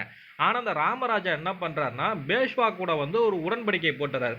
யார் பேஷ்வாவாக இருக்கிறது, பாலாஜி விஸ்வநாத். அதுக்கப்புறமா அவங்கள தொடர்ந்து வந்தவங்க பேஷ்வாக்களாக இருந்துகிட்டு இருக்காங்க. ஸோ பேஷ்வான்றது வேற, அரசர் அப்படின்றது வேற. சரிங்களா, ஸோ பேஷ்வான்றது வந்து நம்ம எப்படி வச்சுன்னா மந்திரி போஸ்ட் மாரி வச்சுக்கலாம், ஒரு முதன்மை மந்திரி மாரி. அரசர்ன்றது வேற. ஸோ அரசராக இருந்தவர் தான் சாகு. ஸோ இப்போ சாகு இறந்துட்டாரு. சரிங்களா, அதுக்கப்புறம் தாராபாய் வந்து அரியணை ஏறலான்னு பிளான் பண்ணுறாங்க. ஆனால் அதை வந்து என்ன பண்ணுற, ராமராஜா தடுத்து பேஷ்வா கூட ஒரு உடன்படிக்கை போட்டு ராமராஜா அரியணை ஏறுறாரு. இதனால் வந்து மறுபடியும் தாராபாய் என்ன பண்ணிடுறாங்கன்னு கேட்டால் ஏமாற்றம் அடைஞ்சிடறாங்க. ஸோ இப்போ ராமராஜா என்ன பண்ணுறாரு, அரசராக இருக்கிறாரு. இங்கே பேஷ்வாக்கள் வந்து ஆட்சி செஞ்சுக்கிட்டு இருக்கிறாங்க. அவர் பேரளவுக்கு அரசராக இருந்துகிட்டு இருக்காரு. 1761 தாராபாய் இறந்துறாங்க. 1777 ராமராஜாவும் இறந்துறாரு. இதுக்கப்புறமா என்ன ஆகுதுன்னு கேட்டால், அந்த ராமராஜாவுக்கு மகன்ற வாரிசே யாருமே கிடையாது. அதனால இந்த ராமராஜா ஒரு பையனை வந்து தத்தெடுத்து வளர்த்துட்டு இருக்காரு. அவருக்கு வந்து 2வது சாகு அப்படின்னு சொல்லிட்டு பேர் வைக்கிறாரு. இந்த 2வது சாகு 1808 மரணம் அடையும் வரைக்கும் பெயர் அளவுக்கு மன்னராக ஆட்சி செய்கிறாரு. சரிங்களா, ஸோ ராமராஜாவுக்கு பசங்க கிடையாது. இந்த ராமராஜா 1777 இறந்துடுறாரு. அவர் 1777 இறந்ததுனால ராமராஜாவுடைய தத்து புதல்வராக இருக்கக்கூடிய 2வது சாகு அரியணையில் ஏறுறாரு. இவர் 1808 மரணம் அடையும் வரைக்கும் பெயர் அளவுக்கு மன்னராக ஆட்சியில் இருக்கிறாரு. 2ஆம் சாகு இறந்ததுக்கு அப்புறமா இந்த 2ஆம் சாகுவுடைய மகனாக இருக்கக்கூடிய பிரதாப் சிங் அடுத்து வந்து அரியணை ஏறுறாரு. இந்த பிரதாப் சிங் என்ன பண்ணுறாருன்னா, ஆங்கிலேயருக்கு எதிராக வந்து சதி திட்டம் தீட்டினாங்க அப்படின்னு சொல்லிட்டு 1839 பிரிட்டிஷ் அரசு என்ன பண்ணால் அரச பதவியிலிருந்து இந்த பிரதாப் சிங்கை நீக்கிடுறாங்க, தூக்கி ஜெயிலில் போட்டுறாங்க. ஸோ அதனால் இந்த பிரதாப் சிங் வந்து ஒரு சிறை கைதியாகவே 1847 மரணம் அடைஞ்சாரு. எப்படி, ஜெயிலில் தூக்கி போட்டவர் ஜெயிலுக்குள்ளேயே 1847 மரணம் அடைஞ்சாரு. அடுத்தது இந்த பிரிட்டிஷ் என்ன பண்ணுது அப்படிங்கிறீங்கன்னா அரசர் பதவியில 2ஆம் ஷாஜி அப்படின்றவரை வந்து அமர வைக்கிறாங்க. எப்பன்னு கேட்டா 1839 தான்.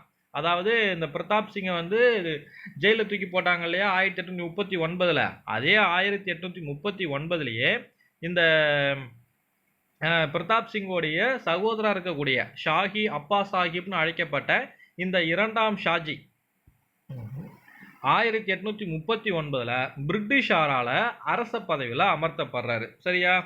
அந்த 2ஆம் ஷாஜிக்கும் வந்து வாரிசு கிடையாது. அதனால இந்த 2ஆம் ஷாஜிக்கு பிறகு ஆள்வதற்கு யாருமே இல்லாத ஒரு சூழ்நிலையில இந்த 2ஆம் ஷாஜி 1848 இறந்துறாரு. இப்போ இந்த 2ஆம் ஷாஜிக்கு வந்து வாரிசே இல்லை இல்லையா? அதனால அப்போ யார் பேஷ்வாவா இருக்காங்களோ இதுக்கப்புறம் அவங்களுடைய தலைமையில வந்து மராத்திய அரசு வந்து மூவ் ஆன் ஆகி போக ஆரம்பிச்சிடும். சரியா?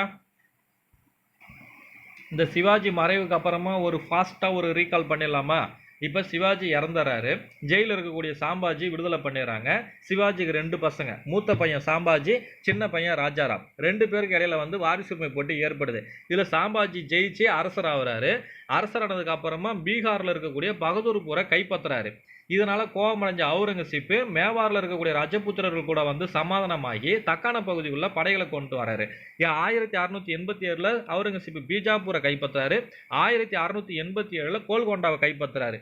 இந்த அவுரங்கசீப்புடைய மகனான 2ஆம் அக்பரும் சாம்பாஜியும் சேர்ந்து தான் அவுரங்கசீப்புக்கு எதிராக வந்து செயல்பட்டு இருந்தாங்க. இப்படி தக்காணத்தில் இருந்த பல பகுதிகளை வந்து அவுரங்கசீப் கைப்பற்றினால இந்த 2ஆம் அக்பர் என்ன பண்ணுறாருன்னா பாரசீகத்துக்கு தப்பிச்சு ஓடிடுறாரு. சாம்பாஜியை வந்து அவுரங்கசீப் கைது செஞ்சு கொலை செஞ்சிடறாரு. சாம்பாஜியோடைய மகனான சாகுவை தூக்கி ஜெயிலில் போட்டுறாரு. சரியா? ஸோ அப்போ சிவாஜிக்கு 2 மகனா, ஒன்று வந்து சாம்பாஜி, இன்னொன்று வந்து ராஜாராமா. இப்போ சாம்பாஜி செத்துட்டாரு. சாம்பாஜியோடைய மகன் வந்து ஜெயிலுக்கு போயிட்டாரு. அப்போ ராஜாராம் என்ன பண்ணுறாருன்னா செஞ்சி கோட்டையிலிருந்து முகலாயர்களுக்கு எதிராக நடவடிக்கையை வந்து ஆரம்பிச்சிடறாரு. இந்த ராஜாராமும் என்ன பண்ணுறாருன்னா 1700 இறந்துறாரு. இந்த ராஜாராமுக்கு 2 மனைவி. சரிங்களா? ஒருத்தவங்க பேர் தாராபாய், இன்னொருத்தவங்க பேர் வந்து ராஜாபாய். இந்த ராஜாபாய்க்கு ஒரு மகன் இருக்கான். அவர் பேர் வந்து 2ஆம் சாம்பாஜி. இந்த ராஜாபாயோட மகன் பேர் 2ஆம் சாம்பாஜி. இந்த தாராபாய்க்கும் ஒரு மகன் இருக்கு. அது ஒரு கை குழந்தை. அதனால பேரே மென்ஷன் பண்ணல, வரலாற்றுல பேர் மென்ஷன் இல்லை. சரியா? சரி, இப்போ வந்து ராஜாராம் 1700 இறந்துறாரு. முதல் மனைவியாக இருக்கக்கூடிய தாராபாய் என்ன பண்ணுறாங்கன்னா அரசு அதிகாரத்தை கையில் எடுத்துக்கிறாங்க. அரசு அதிகாரத்தை கையில் எடுத்ததுக்கு அப்புறமா 50,000 படை வீரர்கள் அடங்கிய ஒரு குதிரைப்படையும் காலாப்படையும் என்ன பண்ணுறாங்கன்னா ஹைதராபாத்துக்கு அனுப்பி ஹைதராபாத்தை சூறையாடுறாங்க. இதனால மசூலிப்பட்டினம் துறைமுகத்தில் பல வருஷத்துக்கு வந்து வர்த்தகமே என்ன ஆயிடுதுன்னு கேட்டால் பாதிப்படைஞ்சிருது. 1707 அவுரங்கசீப் இப்போ இறந்துறாரு. சரிங்களா? 1707 அவுரங்கசீப் இறந்த உடனே சாம்பாஜியின் மகனாக இருக்கக்கூடிய ஷாஹு வந்து என்ன பண்ணுறாங்க விடுதலை செய்யப்படுறாரு. இப்போ மராத்திய அரசு யார் ஆட்சி செய்கிறா? கை குழந்தை சார்பா தாராபாய் ஆட்சி செஞ்சுட்டு இருக்காங்க. இப்போ சாகு விடுதலை ஆயிட்டாரு. அப்போ கை குழந்தையை விட யார் வந்து சிறப்பானவர்? சாகு சிறப்பானவர். அப்போ அந்த சாகு வந்து அரசராகிறதுக்கு பிளான் பண்ணுறாங்க. இதை தாராபாய் வந்து எதிர்க்கிறாங்க. இதனால் வந்து ஒரு உள்நாட்டு கலவரமே ஏற்படுது. இறுதியில் வந்து சாகு வந்து இந்த போரில் வந்து வெற்றி பெற்று அரசராகிறாரு. இப்போ சாகு வந்து அரசரானதுக்கு அப்புறமா பாலாஜி விஸ்வநாத்ன்றவர் வந்து சாகுவுக்கு ரொம்ப ஆதரவாக செயல்படுறாரு. இதனால் 1713 பாலாஜி விஸ்வநாத்தை புனேவில் வந்து பேஷ்வாவா வந்து பதவி கொடுத்துட்றாரு. இவர் வந்து சதாராவில் வந்து ஓய்வெடுக்க போயிடுறாரு.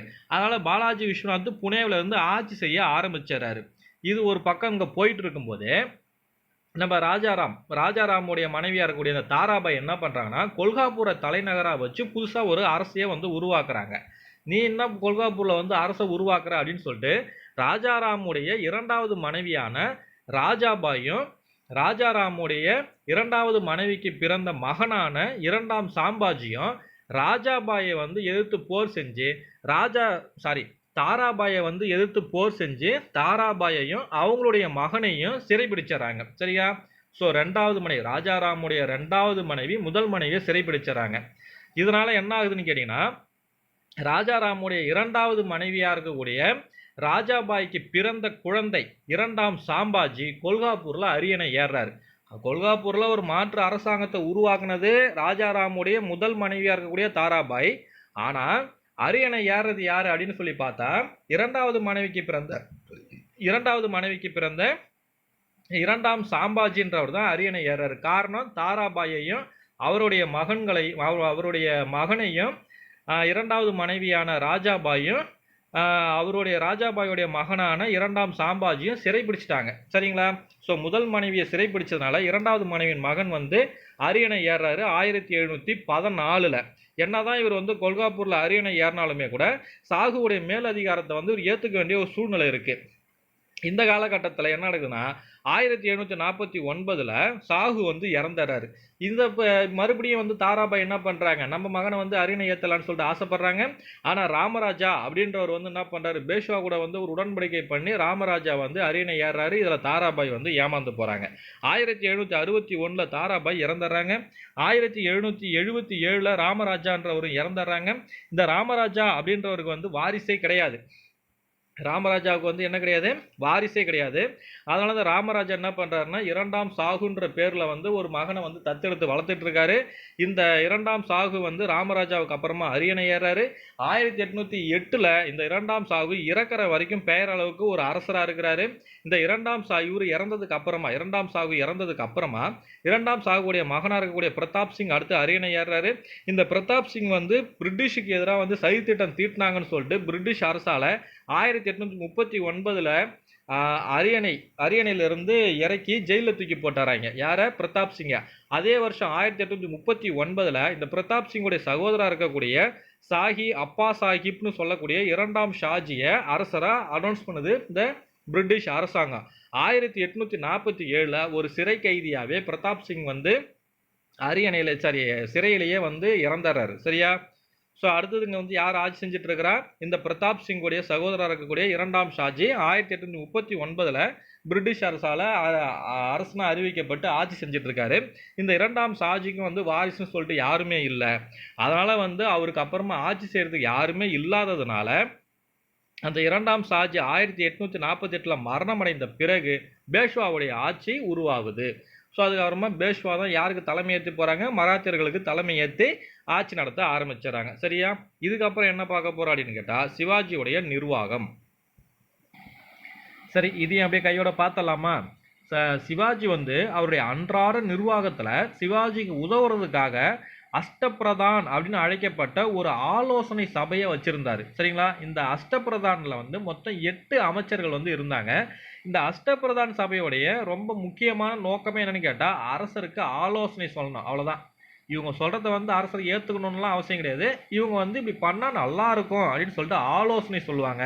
ஸோ இந்த அஷ்டபிரதானுடைய முக்கிய நோக்கமே என்னன்னு கேட்டிங்கன்னா அரசருக்கு ஆலோசனை கூறுவது தான் அமைஞ்சிருந்தது. இந்த மொத்தம் 8 பேர் என்னென்னு சொல்லி பார்த்தலாமா?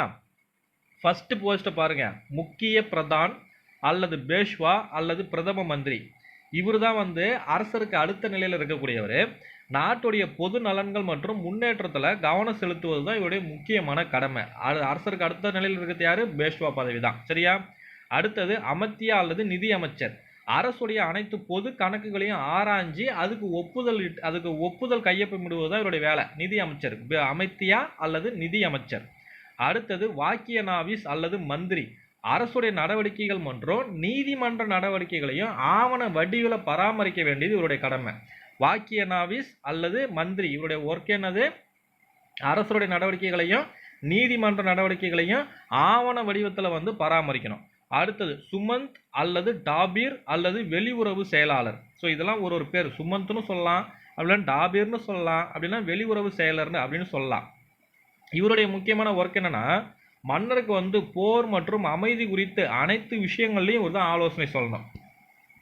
அதே சமயம் பிற நாட்டை சேர்ந்த தூதர்களையும் பிரதிநிதிகளையும் வரவேற்கக்கூடிய பொறுப்பும் இவருக்கு தான். சரிங்களா? சுமந்த் அல்லது டாபீர் அல்லது வெளியுறவு செயலர் இவருடைய முக்கியமான ஒர்க் என்னது? போர் மற்றும் அமைதி குறித்து அரசருக்கு ஆலோசனை சொல்வது, பிற நாட்டை சேர்ந்த தூதர்களையும் பிரதிநிதிகளையும் வரவேற்கிறது. அடுத்தது சச்சிவ் அல்லது சுர்னாவிஸ், அது கருணாவிஸ் கிடையாது, சுர்னாவிஸ் அல்லது உள்துறை செயலர். இவருடைய முக்கியமான ஒர்க் என்னன்னு கேட்டால் அரசருடைய அன்றாட போக்குவரத்தை கவனிச்சுக்கிறது தான் இவருடைய முக்கியமான ஒர்க்கு. அது மட்டும் இல்லாமல் அந்த வரைவுகளை வந்து திருத்தக்கூடிய அதிகாரமும் இவருக்கு இருக்குது. சரிங்களா?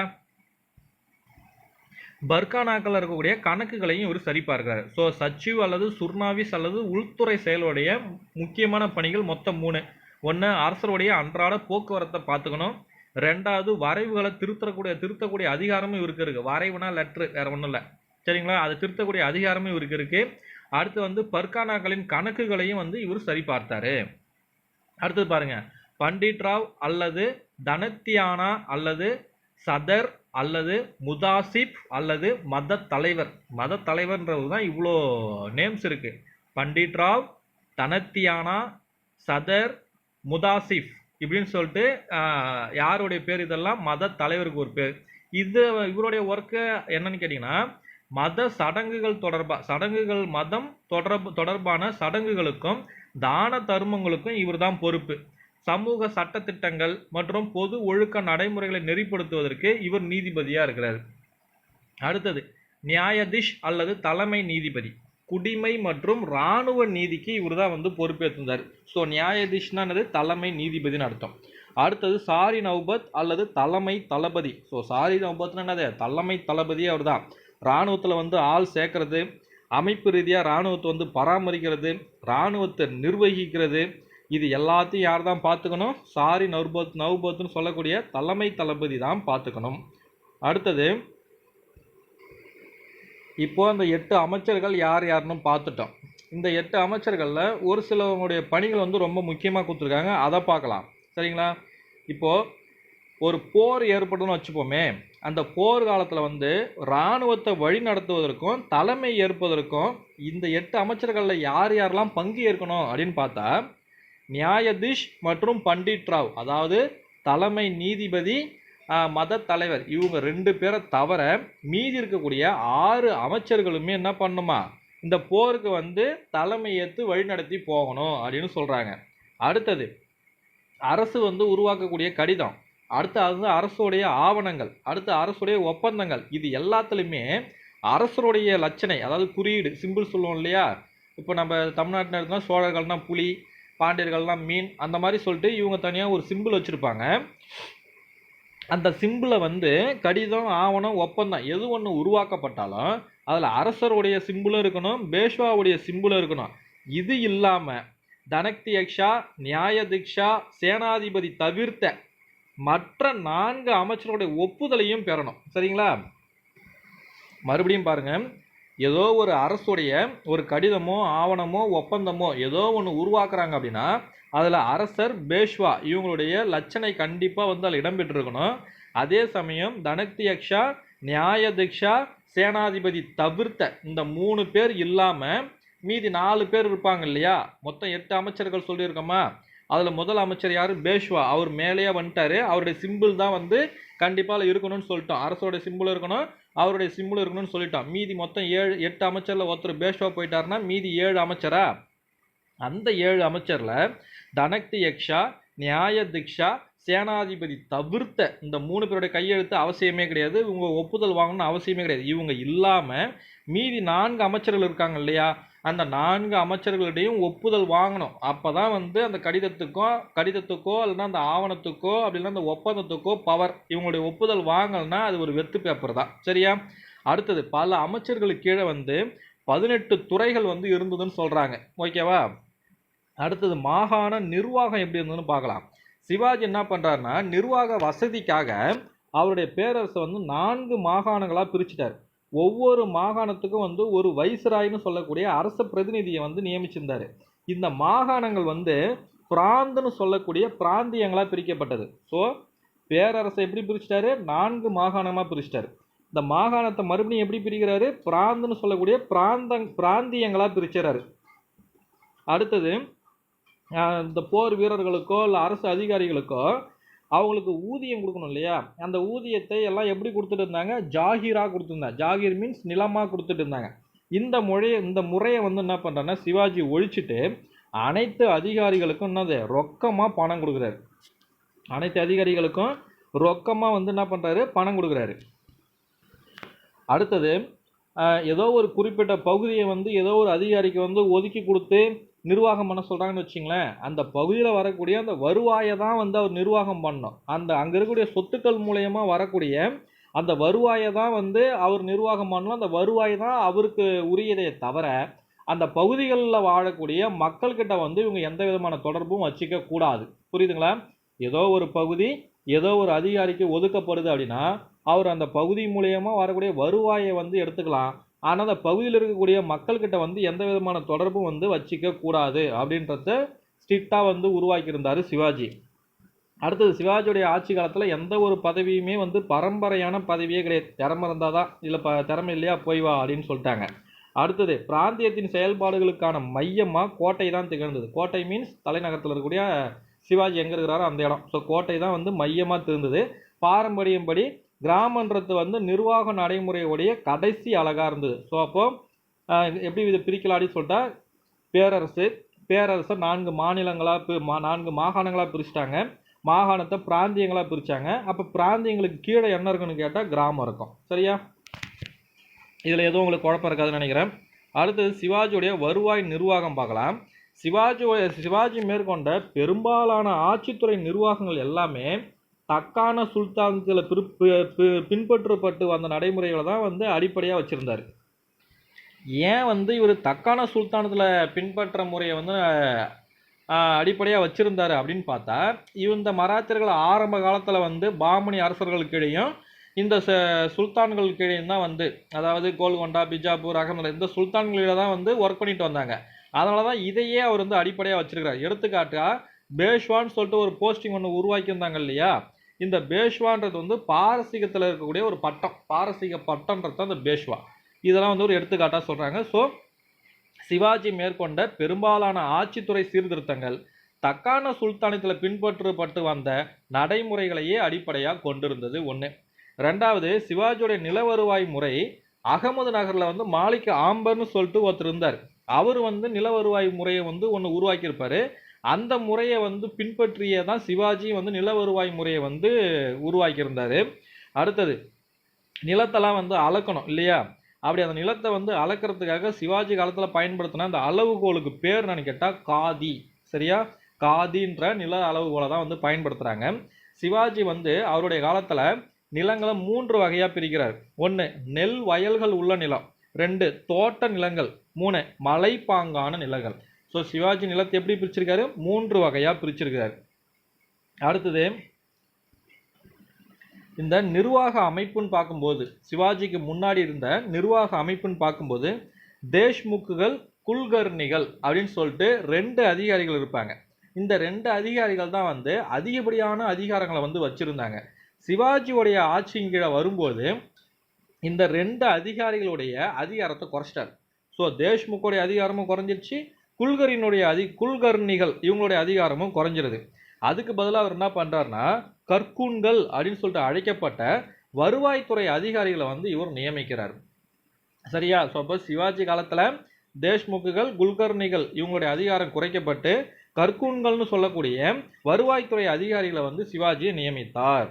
அடுத்து பாருங்க, சிவாஜியுடைய வருவாய் நிர்வாகம் நியாயமானதாக உற்பத்தியாளர்களுக்கு சாதகமாக இருந்தது. அதாவது அதிகப்படியாக வந்து வரி எதுவும் வசூல் பண்ணலை. அது வரி வசூல் பண்ணது எல்லாமே நியாயமாக தான் வசூல் பண்ணாங்க. ஒரு உதாரணத்துக்கு சொல்லணும் அப்படின்னு கேட்டால், எல்லா நிலமுமே அளவீடு செய்யப்பட்டு இந்த நிலத்துக்கு இவ்வளோ ரூபாய் கொடுக்கணும்னு சொல்லிட்டு ஒரு மதிப்பீடை ஃபிக்ஸ் பண்ணிடுறாங்க. அது எந்த அடிப்படையில் வந்து அந்த மதிப்பீடை ஃபிக்ஸ் பண்ணுறாங்கன்னா, மொத்த உற்பத்தியில் 30% வந்து அரசு கொடுத்தணும். நீ பணமாக கொடுப்பியோ பொருளாக கொடுப்பியோ எப்படியா கொடுத்துக்கான 30% தான். 70% வந்து அந்த பொருளை வந்து யார் உற்பத்தி செய்கிறாங்களோ அவங்களுக்கே சொந்தம் அப்படின்னு ஒரு நியாயமான வரியை தான் வந்து சிவாஜி வந்து பின்பற்றிருந்தார். அது அப்புறம் பிற்காலத்தில் போகும்போது 30ன்றது வந்து 40% அதிகரிச்சிருது. ஏன்னு கேட்டால் அடுத்தடுத்து நிறைய போர்கள் அது இதுன்னு செய்ய வேண்டியிருந்தது. ஸோ அதுக்கு கஜானா வந்து காலி ஆகக்கூடாதுன்றதுக்காக 40% என்ன பண்ணிடுறாரு, இன்க்ரீஸ் பண்ணிடுறாரு. அடுத்து என்ன பண்ணுறான்னா பஞ்சகாலங்கள் வரும்போது அரசு என்ன பண்ணுதுன்னா பணத்தையும் உணவு தானியங்களையும் உழவர்களுக்கு வந்து முன்பணமாக கொடுக்கும். சரிங்களா? பணத்தையும் உணவு தானியங்களையும் உழவர்களுக்கு முன்பணம் அப்படின்னா முன் பொருளாக கொடுக்கும். அதுக்கப்புறமா அவற்றை வந்து அவங்க என்ன பண்ணணும், தவணை முறைகளில் வந்து திருப்பி செலுத்தணும். சரியா? ஸோ ஒரு பஞ்சகாலம் ஏற்படுதுன்னா அரசு என்ன பண்ணணும், உனக்கு பணம் வேணும்னா நீ பணத்தை முன்பணமாக வாங்கிக்கலாம். இல்லை எனக்கு பொருள் தாங்க கொஞ்சம் வேணும்னா பொருளை வந்து முன்பொருளாக வாங்கிக்கலாம். நீ அதுக்கப்புறமா அதை என்ன பண்ணணும்னு கேட்டால், அந்த பஞ்சகாலம் முடிஞ்சதுக்கு அப்புறமா அதை நீ தவணை முறையில் வந்து என்ன பண்ணணும், அரசுக்கு திருப்பி செலுத்திடணும். அடுத்தது விவசாயிகள் என்ன பண்ணா கால்நடைகளை வாங்குவதற்கு விதைப்புகளுக்காக இன்னும் பிற தேவைகளுக்காக கடன்கள்லாம் கொடுத்தாங்க. ஸோ விவசாயிகளுக்கு சிவாஜி காலத்தில் கடன் வழங்கப்பட்டதா அப்படின்னு கேட்டால் வழங்கப்பட்டது. ஏன்னா எது சம்மந்தமாக வழங்கணும்னா கால்நடை வாங்குறதுக்காக கடன் கொடுத்தாங்க, விதை விதைக்கிறதுக்காக கடன் கொடுத்துருக்காங்க, இன்னும் பிற தேவைகளுக்காகவும் கடன் கொடுக்கப்பட்டுள்ளது. அடுத்தது சவுத் மற்றும் சர்தேஷ் முகி அப்படின்னு சொல்லிட்டு 2 வரியை பற்றி பார்க்கலாம். அரசு அதாவது நில வருவாய் மூலயமா வரக்கூடிய அந்த வருமானம் அரசுக்கு போதுமானதாக இல்லை. அதனால் என்ன பண்ணுறாருன்னா சிவாஜி மேலே 2 வரியை உருவாக்குறாரு. ஒன்றுக்கு பேர் சவுத், இன்னொன்றுக்கு பேர் சர்தேஷ் முகி. இந்த 2 வரியும் எங்கே வசூல் செஞ்சார்னா மராத்திய நிலப்பகுதிகளுக்குள்ள அவர் இந்த 2 வரியை வசூலிக்கலை. மராத்திய நிலப்பகுதிக்கு பக்கத்தில் வேற ஒரு மன்னர்கள் ஆட்சி செஞ்சுட்டு இருப்பாங்க இல்லையா, அந்த நிலப்பகுதியில் போய் இதை வசூலிச்சுட்டு வராரு. ஏன்னு கேட்டால் அடுத்து நான் தொடர்ச்சியாக போர் எடுக்காமல் இருக்கிறதுக்காகவும் அந்த நிலப்பகுதிகள் மேலே இந்த வரியை வசூலிச்சுட்டு வராரு சிவாஜி. சரிங்களா? ஒரு உதாரணத்துக்கு சொல்லணும் அப்படின்னா சிவாஜியுடைய சாம்ராஜ்யத்துக்கு அண்டை பகுதியில் எது இருக்குது? 2 இருக்குது. ஒன்று முகலாய மாகாணம், இன்னொன்று பிஜாப்பூர் சுல்தான். இந்த 2 பகுதிகளில் இருந்து தான் என்ன பண்ணுறாருன்னா சவுத் மற்றும் சர்தேஷ் முகி அப்படின்னு சொல்லக்கூடிய அந்த வரியை வசூலிச்சுட்டு வராரு. அந்த சவுத்துன்றது எவ்வளோ வரி கொடுக்கணும் அப்படின்னு கேட்டால் மாவட்டத்துடைய வருவாயில் 4/1 பங்கு சவுத்துன்னு கொடுத்துடணும். சரிங்களா? நான் வருவாய் அதாவது 4 ரூபாய் வருமானம் வருதுன்னா 1 ரூபாயை என்ன பண்ணினா நீ வரின்ற பேரில் அரசுக்கு கொடுத்துடணும். அதுதான் சவுத்து வரி. அடுத்தது சர்தேஷ் முக் அப்படின்ற வரி என்னன்னு கேட்டால் நிலவரியில் 10% கூடுதல் வரியே சர்தேஷ் முக்கு. சரிங்களா? நிலவரி கொடுக்குறோம் இல்லையா, அந்த நிலவரியில் 10% ஏற்றி கொடுக்கணும். அதுக்கு பேர் என்னன்னு கேட்டால் சர்தேஷ் முக் அப்படின்னு சொல்லக்கூடிய வரி. எதுக்காக இந்த சர்தேஷ் முக் அப்படின்னு சொல்லிட்டு அந்த வரியை சிவாஜி வசூல் பண்ணார் அப்படின்னு கேட்டால் அந்த காலத்தில் தேசாய்கள், தேஷ்முக்குகள் அப்படின்னு சொல்லிட்டு பல்வேறு அரச பதவிகள் அதிகாரிகள் இருந்தாங்க. இந்த தேசாய்களுக்கும் தேஷ்முக்குகளுக்கும் தலைமை பதவியில் யார் இருந்தாங்கன்னா சர்தேஷ் முக் அப்படின்றவர் தான் இருந்தார். இவர் இந்த சிவாஜி அந்த பகுதிகளுடைய சர்தேஷ் முக் அப்படின்ற தகுதியின் காரணமாக தான் என்ன பண்ணுறாருன்னா அந்த கூடுதல் வரியை வசூலிக்கிறாரு. அதாவது 10% சர்தேஷ் முக் என்னும் வரி மூலம் யார் பெறா? சிவாஜி பெறாரு. சரியா? அடுத்தது இராணுவ அமைப்பு. சிவாஜி பார்த்தீங்கன்னா நிலையான ஒரு இராணுவத்தை வச்சிருந்தார். அதாவது விவசாயிகள், கொல்லர் ஒர்க் பண்ணுறவங்க, தச்சர் ஒர்க் பண்ணுறவங்க, இவங்கெல்லாம் போர் காலத்தில் மட்டுமே போர் செஞ்சுட்டு மறுபடியும் அந்த ஒர்க்கெல்லாம் பார்க்காம இராணுவத்துக்குன்னு தனியாகவே என்ன பண்ணுறாருன்னு கேட்டால் படை வீரர்களை வச்சுருந்தார். அவங்களுடைய முழு நேரமே என்னது போர் செய்கிறது மட்டும்தான், வேறு எந்த விதமான ஒர்க்கும் செய்ய மாட்டாங்க. ஆனால் ஒரு சில பகுதிகள் என்னன்னு கேட்டிங்கன்னா அவங்க போர் வந்தால் போருக்கு போவாங்க, மற்ற நேரத்தில் போய் மற்ற ஒர்க்குகளை பார்ப்பாங்க. அப்படி இல்லாமல் சிவாஜி என்ன பண்ணுறாரு, நிலையான இராணுவத்தை வச்சுருந்தார். அவங்களுக்கு அந்த இராணுவ வீரர்களுக்கு ஜாகிர்கள் அவர் கொடுக்கல. அந்த பதவி மரபு வழிபட்ட பதவியாக அவர் அனுமதிக்கலை. சரிங்களா? அதுக்கு பதிலாக அவர் என்ன செய்கிறாருன்னா படை வீரர்களுக்கு வீடு கொடுத்தாரு. அந்த படை வீரர்களுக்கு முறைப்படி ஊதியம் கொடுத்தாரு. அடுத்தது அவருடைய படைகளை மொத்தம் 4 பிரிவாக பிரித்தார். ஒன்று காலப்படை, குதிரைப்படை, யானைப்படை, ஆயுதப்படை அப்படின்னு சொல்லிட்டு மொத்தம் 4 படைப்பிரிவுகளாக பிரித்தார். என்னதான் மராத்தியர்கள் கொரில்லா போர் முறையில் சிறந்து விளங்கினாலுமே கூட பாரம்பரிய போர் முறைகள்லையுமே அவங்க வீரர்களை பயிற்சி கொடுத்தாரு. புரியுதுங்களா? மொத்தம் படைப்பிரிவை 4ஆக பிரித்தார். அவங்க கொரில்லா போரில் மராத்தியர்கள் சிறந்து விளங்கினாலுமே கூட பாரம்பரிய போர் முறைகள்லையுமே என்ன பண்ணுறாரு, அவர் பயிற்சி கொடுக்குறாரு. இந்த காலப்படையை 2 பகுதியாக பிரிச்சிருவார். ஒன்று ரெஜிமெண்ட்டுகள், இன்னொன்று பிரிகேட்டுகள். சரியா? 9 வீரர்களை கொண்ட ஒரு சிறிய படைப்பிரிவுக்கு நாயக் அப்படின்றவர் தலைமை வகிக்கிறார். 9 பேர் தான் படை வீரர் இருக்காங்க. அந்த 9 பேருக்கு ஒரு தலைவனை உருவாக்குறாங்க. அந்த 9 பேருக்கான தலைவன் பேர் நாயக் அப்படின்னா கார்பரர். ஓகேவா?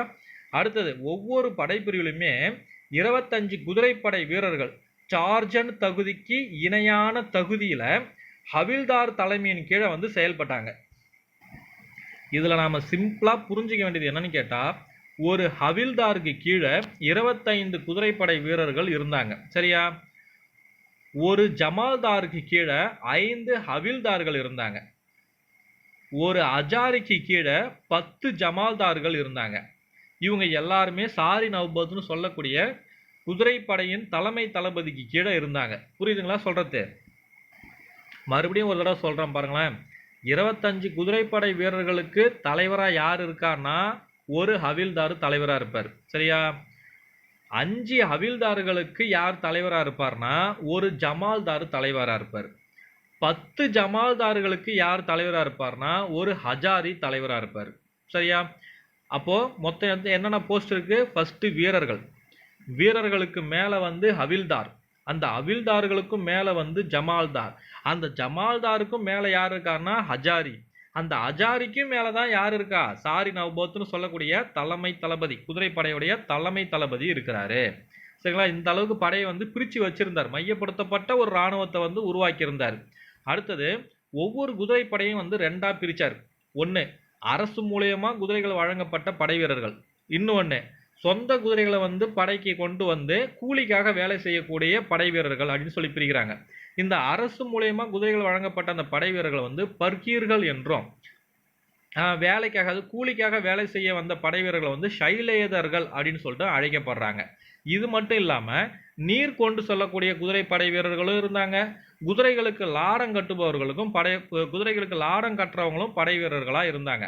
காலப்படையில வந்து யார் சிறந்து விளங்குறாங்க அப்படின்னா மால்வா காலப்படை வீரர்கள் தான் முக்கிய பங்கு வகிச்சாங்க. இது மட்டும் இல்லாம சிவாஜி ஒரு கப்பற்படையும் வச்சிருந்தாரு. சரிங்களா? படையை 4ஆ பிரிச்சிருந்தாரு. என்னென்ன படை? காலப்படை, யானைப்படை, ஆயுதப்படை, குதிரைப்படை அப்படின்னு சொல்லிட்டு படையை 4ஆ பிரிச்சிருந்தாரு. இது இல்லாம கப்பற்படையும் சிவாஜி காலத்துல இருந்ததா அப்படின்னு கேட்டா இருந்தது. அடுத்தது இவருடைய நீதி எப்படி இருந்தது அப்படின்னு சொல்லி பார்த்தா, இவருடைய நீதி வழங்கக்கூடிய அந்த நிர்வாகம் மரபு வழிபட்டதா இருந்தது. நிரந்தரமான நீதிமன்றங்களோ நீதி வழிமுறைகளோ சிவாஜி காலத்துல கிடையாது. விசாரணை முறைன்றது வந்து அனைவருக்கும் பொதுவான ஒரு விசாரணை முறை தான் இருந்தது. கிராம அளவுல வந்து யார் நீதி வழங்கினாங்க அப்படின்னா பஞ்சாயத்து தான் நீதி வந்து கொடுத்தது. கிரிமினல் வழக்குகள், அதாவது குற்ற வழக்குகளை வந்து யார் விசாரிச்சாங்க அப்படின்னா பட்டேல்கள்னு சொல்லக்கூடியவங்க தான் குற்ற வழக்குகளை விசாரிக்கிறாங்க. இந்த சிவில் வழக்கா இருந்தாலும் சரிதான், கிரிமினல் வழக்கா இருந்தாலும் சரிதான், மேல்முறையீடுகளை வந்து தலைமை நீதிபதியா இருக்கக்கூடிய நியாயாதீஷ் தான் வந்து ஸ்மிருதிகளின் ஆலோசனையோட வந்து விசாரிக்கிறார். ஸ்மிருதின்றது நூல்கள், அந்த காலத்தில் எழுதப்பட்ட நூலுடைய வழிகாட்டுதலின்படி வந்து நியாயாதீஷ், தலைமை நீதிபதியா இருக்கக்கூடிய நியாயாதீஷ் விசாரிக்கிறாரு. எந்த மாரி கேஸை வந்து நியாயாதீஷ் விசாரிக்கிறாரு?